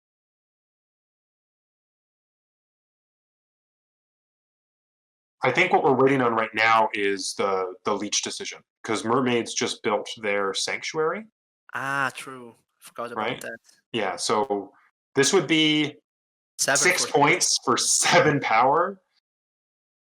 I mean, the thing is, if you take it, yeah, those are the resources that Deep Finesse needed to build that town this round. So Yeah, 5 true. of those points are coming right back. Yeah, I agree. I would have done that also. That's very strong. Yeah, I like this play a lot. Because he can just take the single spade now and build Yeah. a cheap trading post there. Yeah. Yeah, it saves resources in that way too. You're absolutely right. You just dig the green tile. Yeah, this looks great. Yeah, absolutely a good move. Yeah.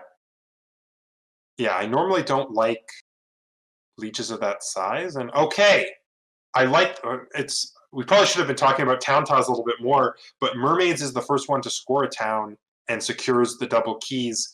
I think this makes a ton of sense with, as we were talking about, how open the cult tracks are. I like this decision a lot. Yeah, it's always that's always a good question because we are very late in the game, and I think as later you are in the game, so this down tile is not so good anymore. But we have this special situation here that the courts are still that open, and yeah, I think it makes sense in this special setup here, or this special situation we have that the courts are still that open, because let's say that he takes just a single step down, it's 6 points less. But if he gets the 6 points from the court tracks back and he takes it away from the other players, it makes absolutely sense. Yeah. With the Earth track full on priests, this really secures the Earth track in a way that I don't think the single step would have. And sure, it's 6 points for the other favorite tile, but if engineers can maybe take the double key tile themselves and steal the Earth track, that's an 8-point swing on your main competition. So yeah, I really like this decision. I mean, engineers had the possibility. Engineers already built a city there in the middle, and they took the priest down, I think. That's true. It looks like they just upgraded shipping. So it's interesting to see if they're going to go for the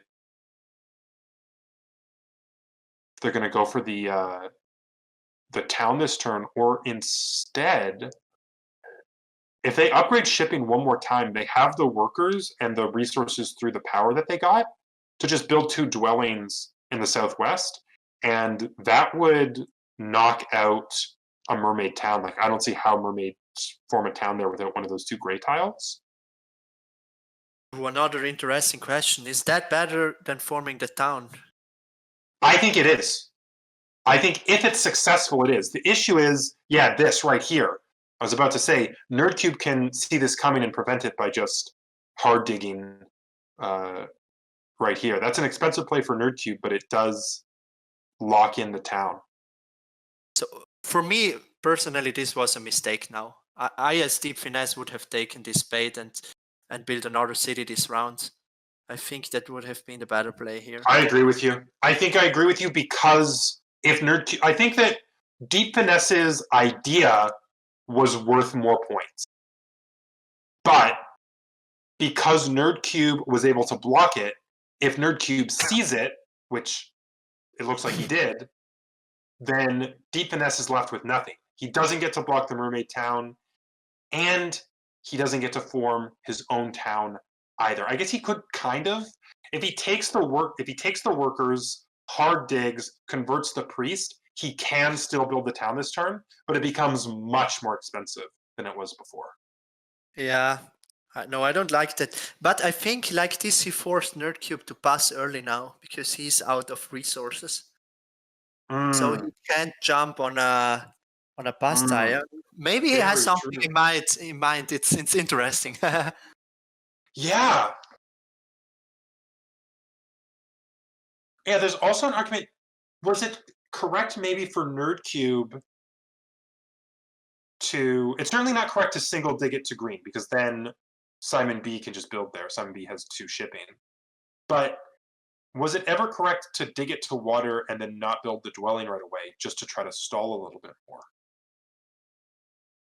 Because it But looks like I don't think this one turn helps him, because if he's, I think no one needs to pass now. Right now, yeah, fair enough. can still do. This is the something. coins, right? Yeah, I think so too. I mean, he has a ton of resources for the Yeah. last round. Yeah, But absolutely. it also hurts him because he has only 59 points, and I don't see that many points coming. Of course, he wins. He wins network, I think. No, I think Yeah. no one can contest him there, and he's also quite good in the cults. But on the other side, while the other players are not that far ahead, yeah, it's interesting. There is still a race going on.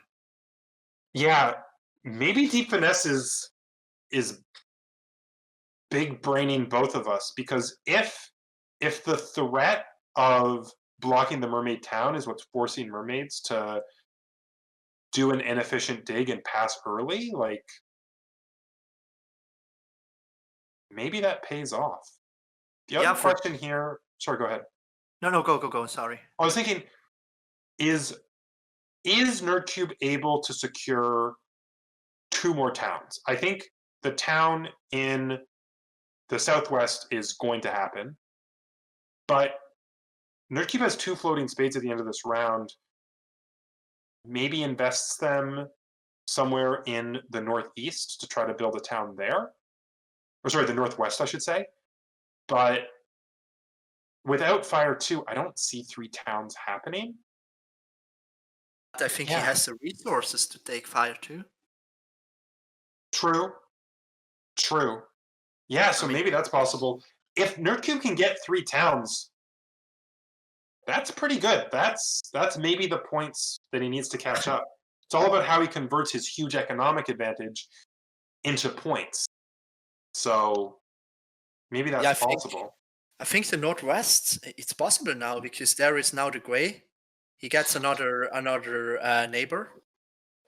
The only thing is Green interested in disrupting this, but I don't think that Green has any resources left to do such plays. Yeah, I don't think Green can invest a single coin worth of resources into blocking another player right now, because for Green, it's all about scoring as many towns as you can. Green can maybe salvage a 3rd place, maybe even a 2nd place, if they can manage to score towns. But if they don't score towns, they're probably 4th, honestly. So I don't see Green spending time trying to block, rather trying to block blue here. Yeah, I think I think it could happen. It looks good that Nerdcube is able to form this 3rd down, because he gets 2 spades now. He only needs 2 spades, and then he just But we look at his board. He has no dwellings left. He needs to lock up dwellings. Yeah, that's the thing. He needs, or he builds another temple, 2 trading posts, so he has 2 dwellings to do this. But he took this. Look at this. He took the green one in the south. Mm-hmm. So maybe he's not dreaming for 3 towns.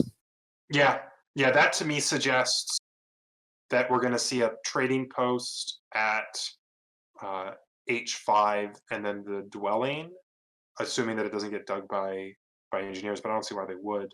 And Mermaids is happy to go with 2 towns and a network win. It's not said that. I think it's, if he builds there, he has no dwelling left to build a city in the north. Yeah, I think for the first time, I like engineers more than mermaids here. I feel like that round went kind of poorly for Nerdcube. Didn't get access to the to the the 7 coin action.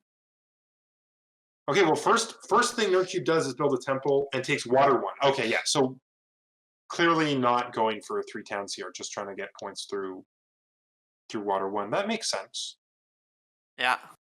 The thing was he couldn't take any power action because he had not 4 power in, or even 3 power in his first bowl.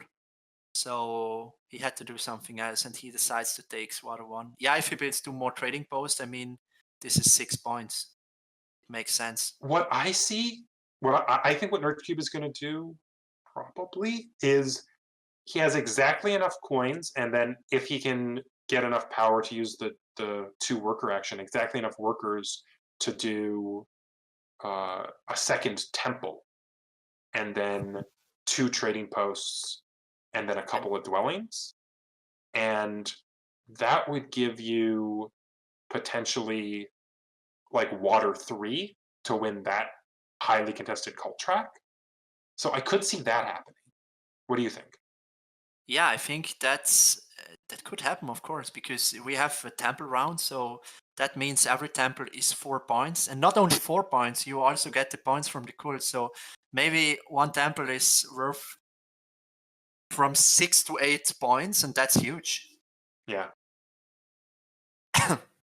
Yeah, you still need to build some number of trading posts and dwellings because you still want to win network, right? Like I think if Mermaids gets up to 14, that probably wins network, but 12 probably doesn't.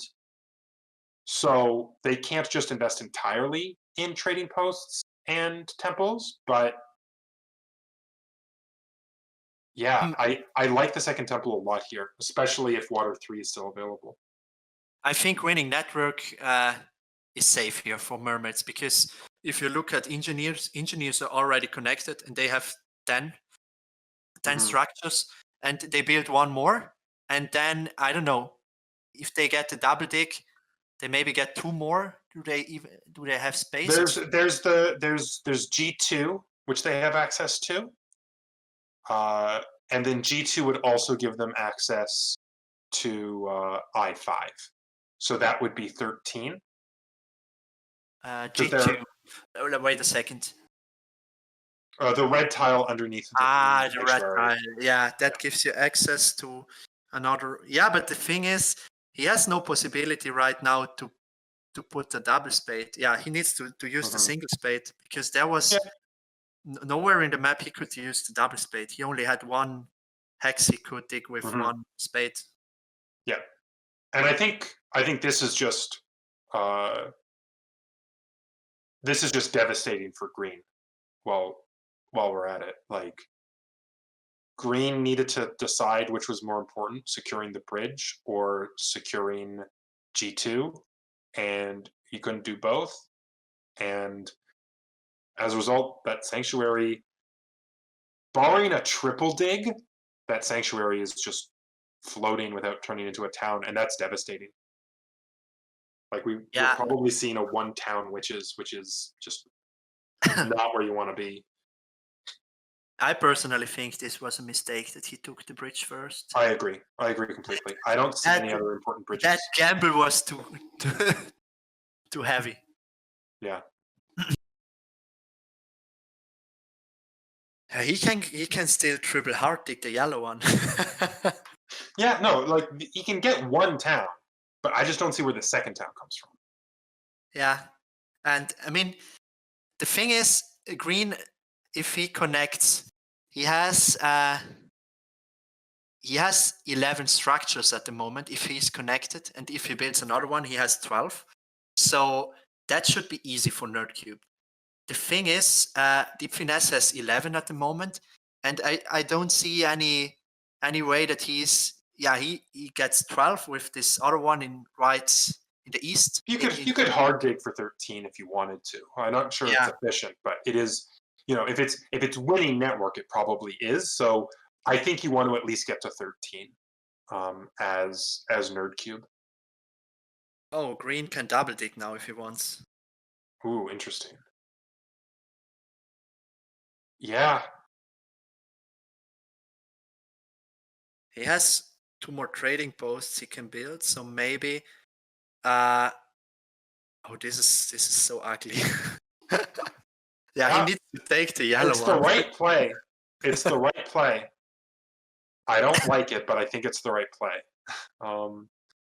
That's now so the question now is, do you just upgrade that dwelling into a trading post and just settle for 1 town, or do you go fire 2, maybe score a coin town, try to build 2 trading posts in the east to get your second town? I think if the math works out, and I know it's no math in round 6, but if the math works out, I think you go for the second town.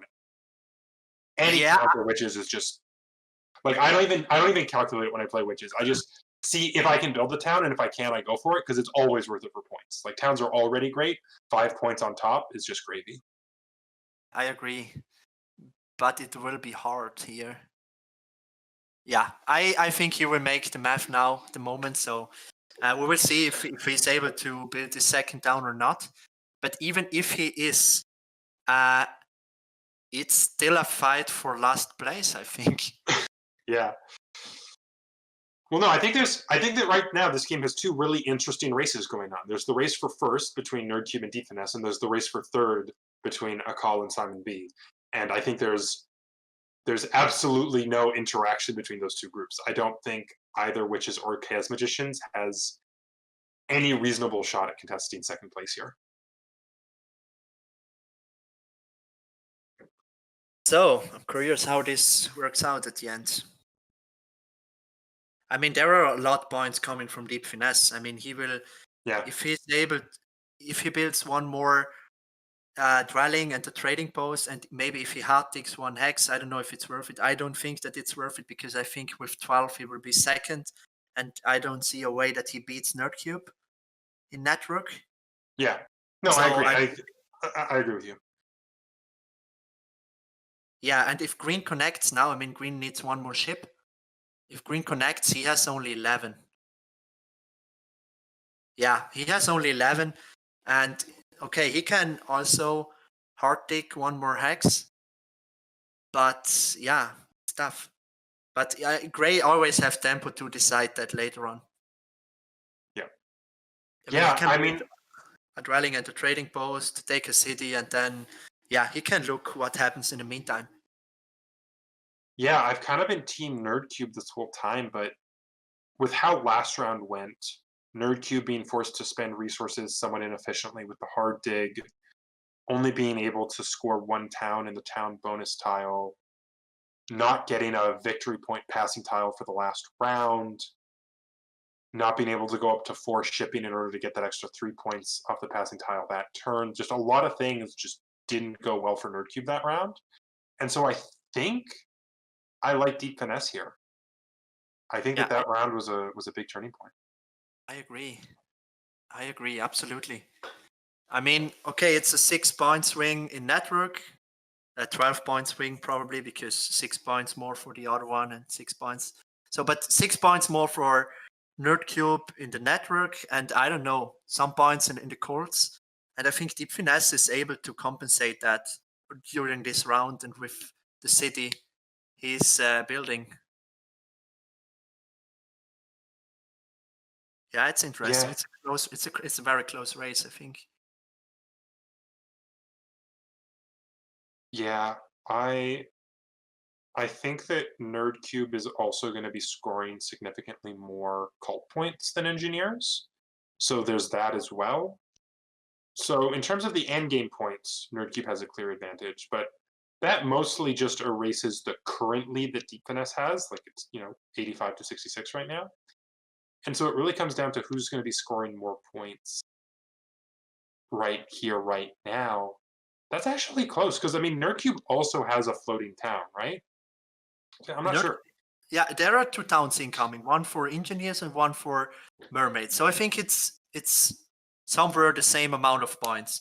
And then let's say that the 6 points from network, what Nerdcube gets more over Deep Finesse. Deep Finesse can compensate this with the bonus tile. That's around 6 points, 6 or 7 points. So all the points he gets more are coming from the cult. Yeah, From and the he's winning the tournament- pulse, but not by that much. Yeah, no, I agree with you. I think it really comes down to the passing tile. Like Nerdcube was able to win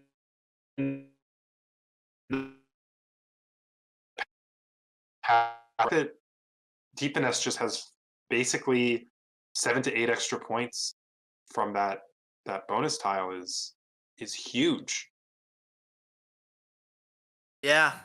So I had a little lag, so I have to look what happens. It looks like it was a temple from Deep Finesse grabbing Air 3. Ah, interesting. Okay. Thank you for updating me. Yeah, no worries. Yeah, I suspect we're gonna see Nerdcube. Actually taking the priest action. That's interesting.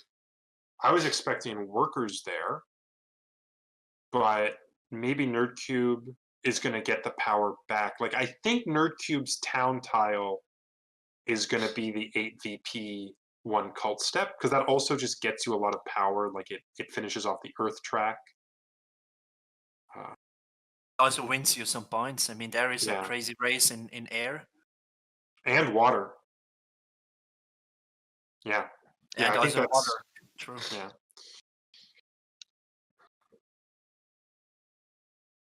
Yeah, I was thinking that in this game, Rat is able to secure all the cults, but he he wasn't able to do that. So his big problem was that he had no leads from the beginning on, and so he was in big trouble from the start and had a very tough game.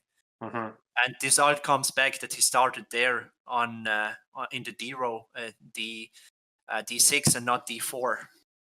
Yeah. Yeah, absolutely. I'm curious what could have been if we'd seen the early shovel to E8 just to get in on the leech party, like round 1, before you even build your trading post, build a dwelling there, start grabbing leech from the other two. But yeah, just building in this little corner, like that corner does not have enough points for Chaos Magicians to compete. And the fact that they're just blocked off of the rest of the map is a big problem. Yeah, the nice thing when you start center with Chaos Magicians is that you can reach either the east or the west. So the best thing is if you reach both sides. But if you just reach one side, you can also make a play and have a chance to win the game if you are able to lock up enough hexes. But like this, he was in this corner and had even trouble to reach the center. And so, yeah, it was just tough for him. Yeah. I'm wondering because Nerdcube can just delay this dwelling there in the south, so Deep Finesse has to build an expensive trading post to make his city. True. Yeah, Nerdcube has a lot of other actions to take in the meantime. You're absolutely right. That might be one of the reasons to do the action for the priest as well, is that just furthers the stall. No, that's a very good point. Yeah, and the rest, yes, it looks. Is Simon B able to make this other city? Not without a neighbor, I don't think. I mean, he's short. If you look at workers and coins, he's short of 3 coins. And he has 2 priests, so at the end of the day, it means that he's short of 2 coins. He's 1 short- coin. Yeah, 1 coin base. Or I think he needs 3 power leech, because he can get 1 power in the fire track and 2 power in the water track with his priests. Or he could just convert the priests directly into coins if he really wanted to. So maybe, I guess, 2 leech if you want to put it that way. But point being, green needs leech to get the second town, and I don't see where he gets it.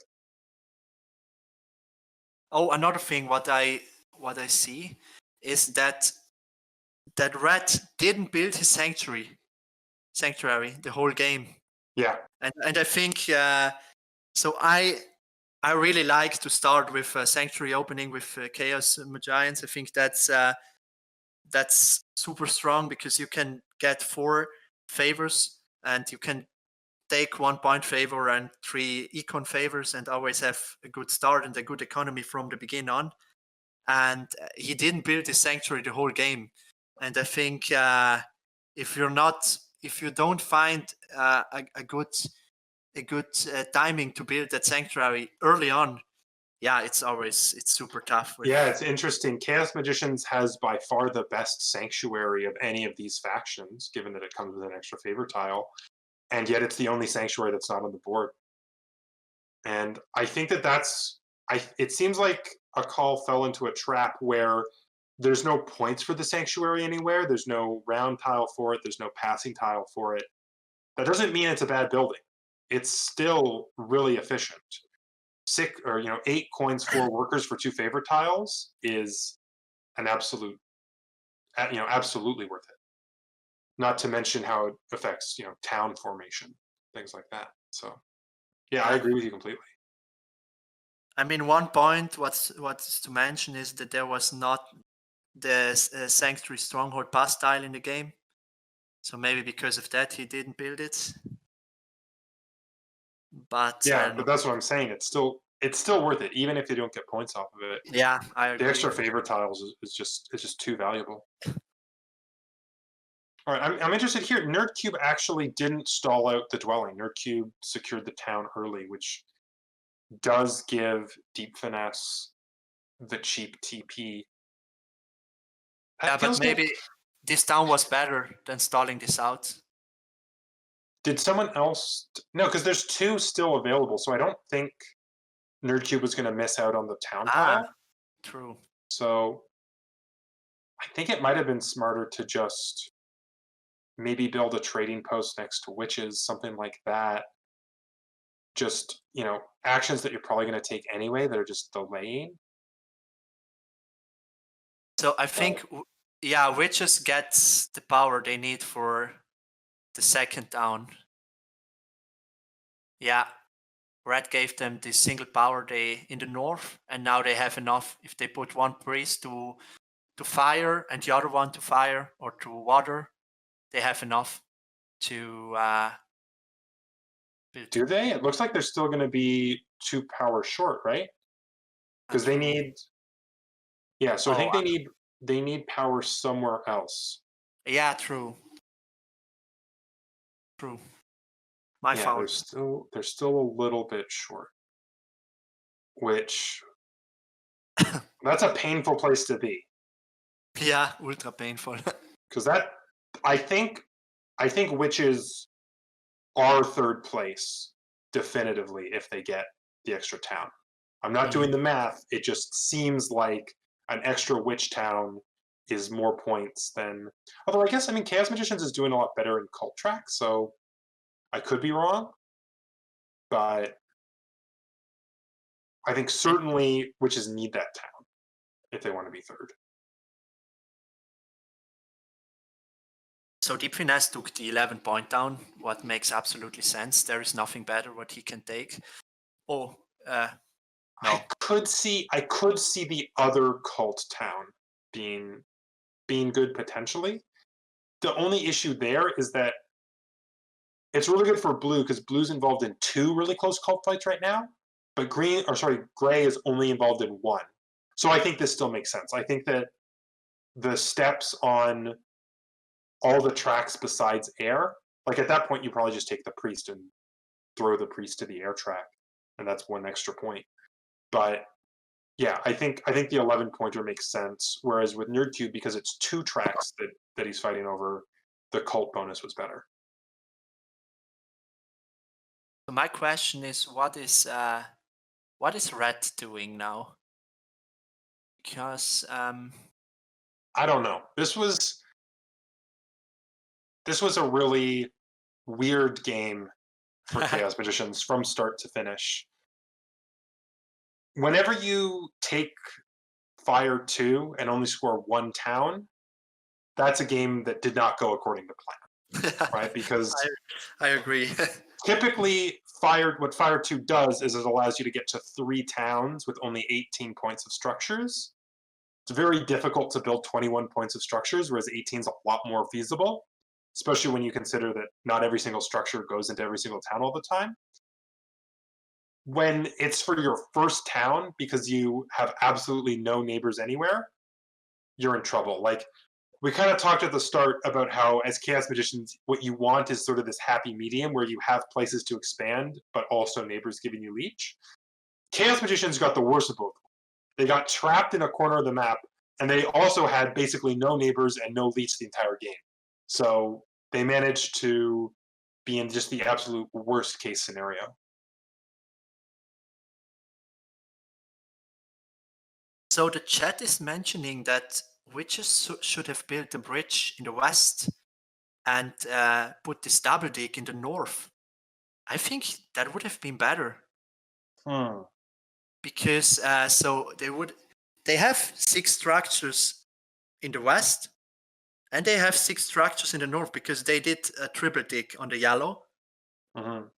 So I think that would have been better and also safer, and they would have been able to build 2 cities. That makes a lot of sense. Yeah, I think that's correct. I probably just sort of got trapped in the mindset of, oh, I've got my sanctuary here. I really want to make a town out of that. But yeah, if you just abandon the sanctuary completely, I think chat's right. I think the bridge, the bridge in the west, the digs in the northeast, and probably witches has just barely the resources. Because if witches could build a cheap TP here, they would have enough already. No, chat's absolutely right. Yeah, interesting. Yeah, he was maybe in this tunnel that he needs to build a city there where he has a sanctuary, but at the end of the day, it would have been better to replace it with the city in the north. Yeah, I think so. So Nerdcube, what did he do? It's his turn. Okay, and it looks like witches just gave up on the 3rd town and instead used their resources to upgrade shipping for the 3rd time. And that's just so painful, because if you build the town, then you get 4 extra points and the shipping on top. Just really unfortunate turn of events for witches. But they don't need to upgrade shipping. They are already connected. Who, witches? No, sorry. I was thinking you are talking about mermaids. No, I mean, because witches needed to get to 3 shipping to connect with those sort of 2 abandoned structures in the northeast. Yeah. But they needed to beat Chaos in network. All right, and it looks like Nerdcube did get the 2 worker action after all. So I was concerned that taking the priest might have given up on that, but no, it worked out. Nerdcube still has the workers that they need, so that's really good. Yeah, I think Nerdcube's play here is just an extra trading post and then an extra dwelling. And I mean, do you even need the extra dwelling? I guess it comes down to I guess Deep Finesse doesn't have the resources to build another dwelling, so never mind. They don't need that. At this point, it's probably just 2 trading posts, right? They can convert the priest. They have 6 coins, 3 workers. Maybe a temple with fire free. Ooh. I mean, he still has 1 step. 1 step on his water 2. Yeah. So he can win the fire cult, I think. It will tie, right? No, 3 steps, then 1 step with his water 2, and then he still has a priest left. Oh, okay, and using the priest. So, okay, and then that gives you like 7 power, so you can just convert that back into the worker that you lose from giving up the priest. Yeah. No, only true, because he can. And so potentially mermaids could build a temple, win fire, and then also still build the extra trading post. Because at the point where you build your 3rd temple, that means you're losing a point on air 1, and you're also not scoring the 3 points with the trading post. Wait. Akal can just close this fire cult. Oh right, of course. Akal still has a priest, so never mind. Yeah, so probably not worth going for. But I mean, can engineers get to the 10th step of air? Because you could just do the same idea with air 2, the priest, and Good the bump. water 2 tile bump, right? Like that's all. So is there any way for Deep Finesse to get to? No, I think Deep Finesse has to pass in his next move. Yeah, I mean, hey, that's an 8-point swing. That's got to be right.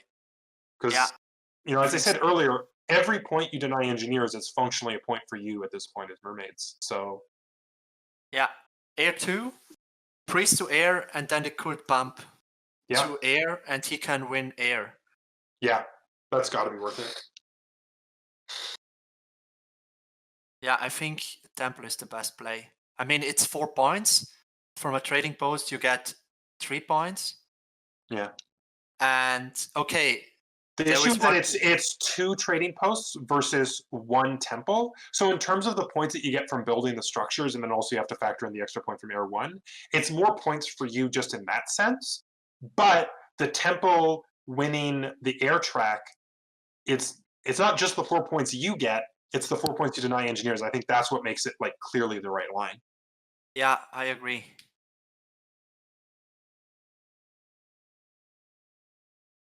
I'm with you. Yeah, I think this should be the play. Because another dwelling makes no sense. Because dwelling is no victory point for him, so it's better save those resources. Yeah. 13 wins that work out right at this point. You're absolutely right. Yeah, and then he has... Well, but Deep Finesse is... The thing is, if he builds a temple, that means that he loses 1 point of air 1. Yeah, well, this is what I mean. I think the amount of points that you get kind of works out the same. It might even be better to build the trading posts. Yeah, but the difference to Deep Finesse is better. Yeah, exactly. It's easily made up for by the fact that it's minus 4 points to engineers. I think that easily makes the math check out that Temple's the right play. Yeah. Oh, oops, we're doing math again. Oh, okay. I'll stop. But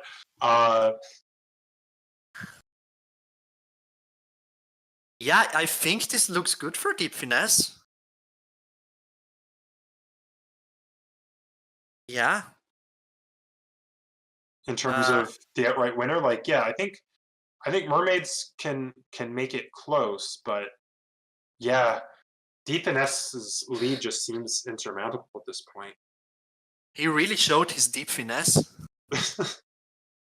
Yeah, well, I think this goes back to that Chaos Magician's decision to build, to start on D6 instead of D4, because that also opened things up for engineers a lot.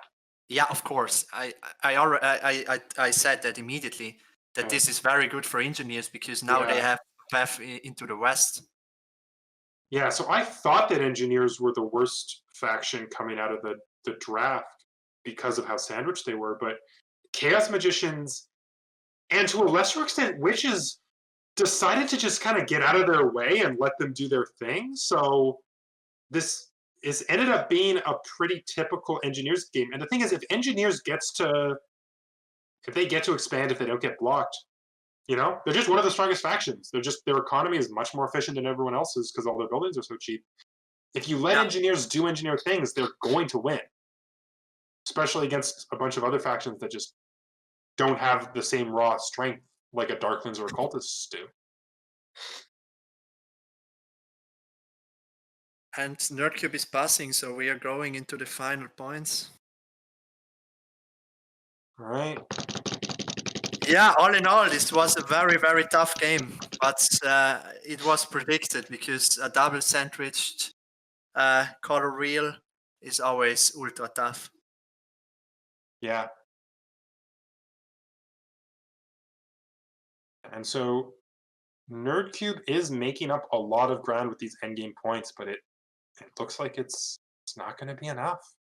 I think it's Deep Finesse. Deep Finesse. Take it home. Amazing. Yeah. Yeah, super interesting game. Mm-hmm. Well done by Deep Finesse. Of course, he profited from chaos building there, not in the center. Big time. And yeah, it paid back.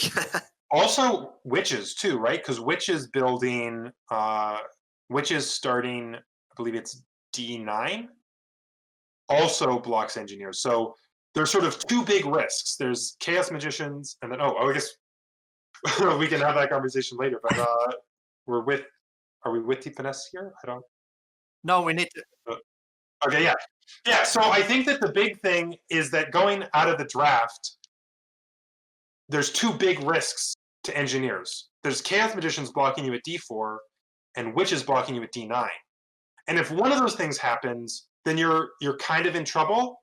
And if both happens, then you're really in trouble, and you're gonna have a very rough game. But when neither happens, then you're just playing one of the strongest factions, not really getting affected by the color sandwich, starting with 30 points. Like, if I could lock in 30 points for engineers not getting blocked every game, absolutely. Like, engineers are, by default, just a very strong faction. So, you got to take advantage of the mistakes other players make, and, hats off to Deep Finesse. Yeah, well done.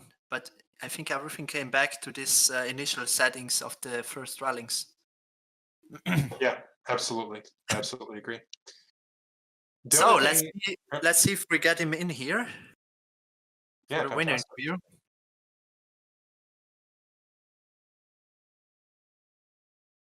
Yeah, and I think it's worth mentioning, the table was correct that mermaids were the best faction, because mermaids won by less than the differential.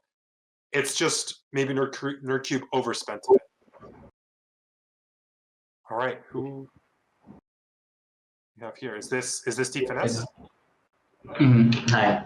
All right, hey, congratulations. Hello. Thanks.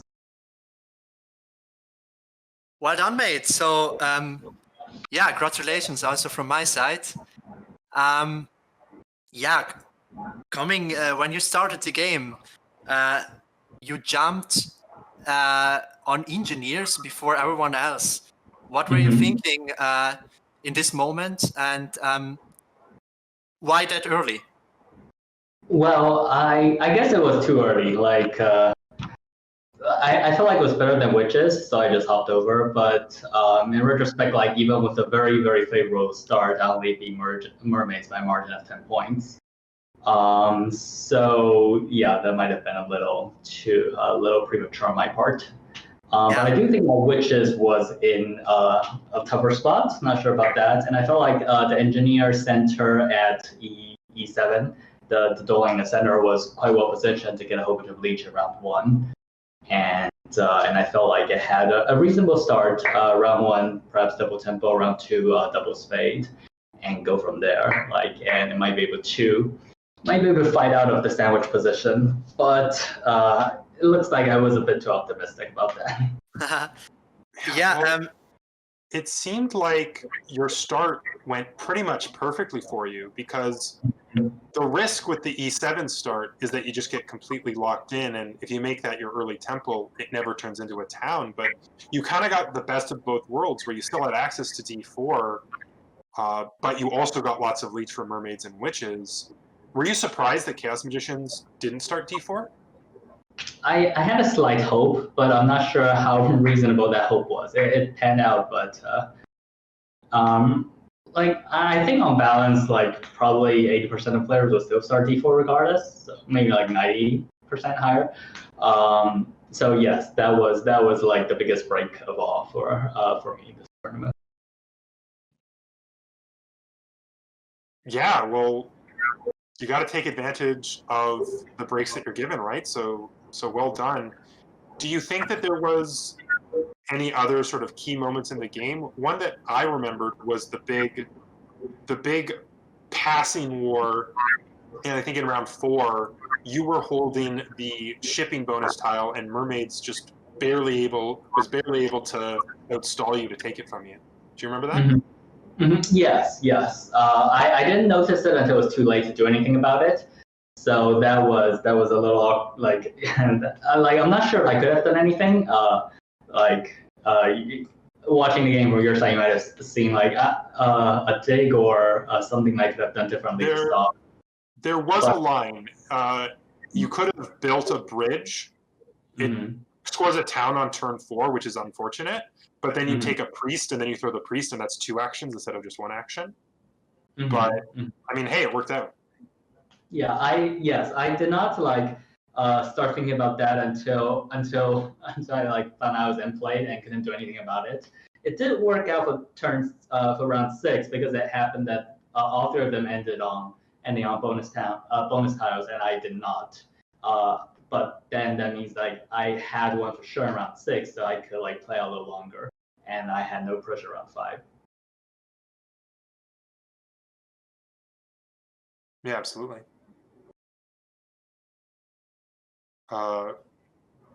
We were commenting that we felt for a long part of the game that it was really a 2-horse race between you and Nerdcube. Did you identify that early on, and did you take any steps to maybe particularly target mermaids over the other factions, or were you scared of other factions as well?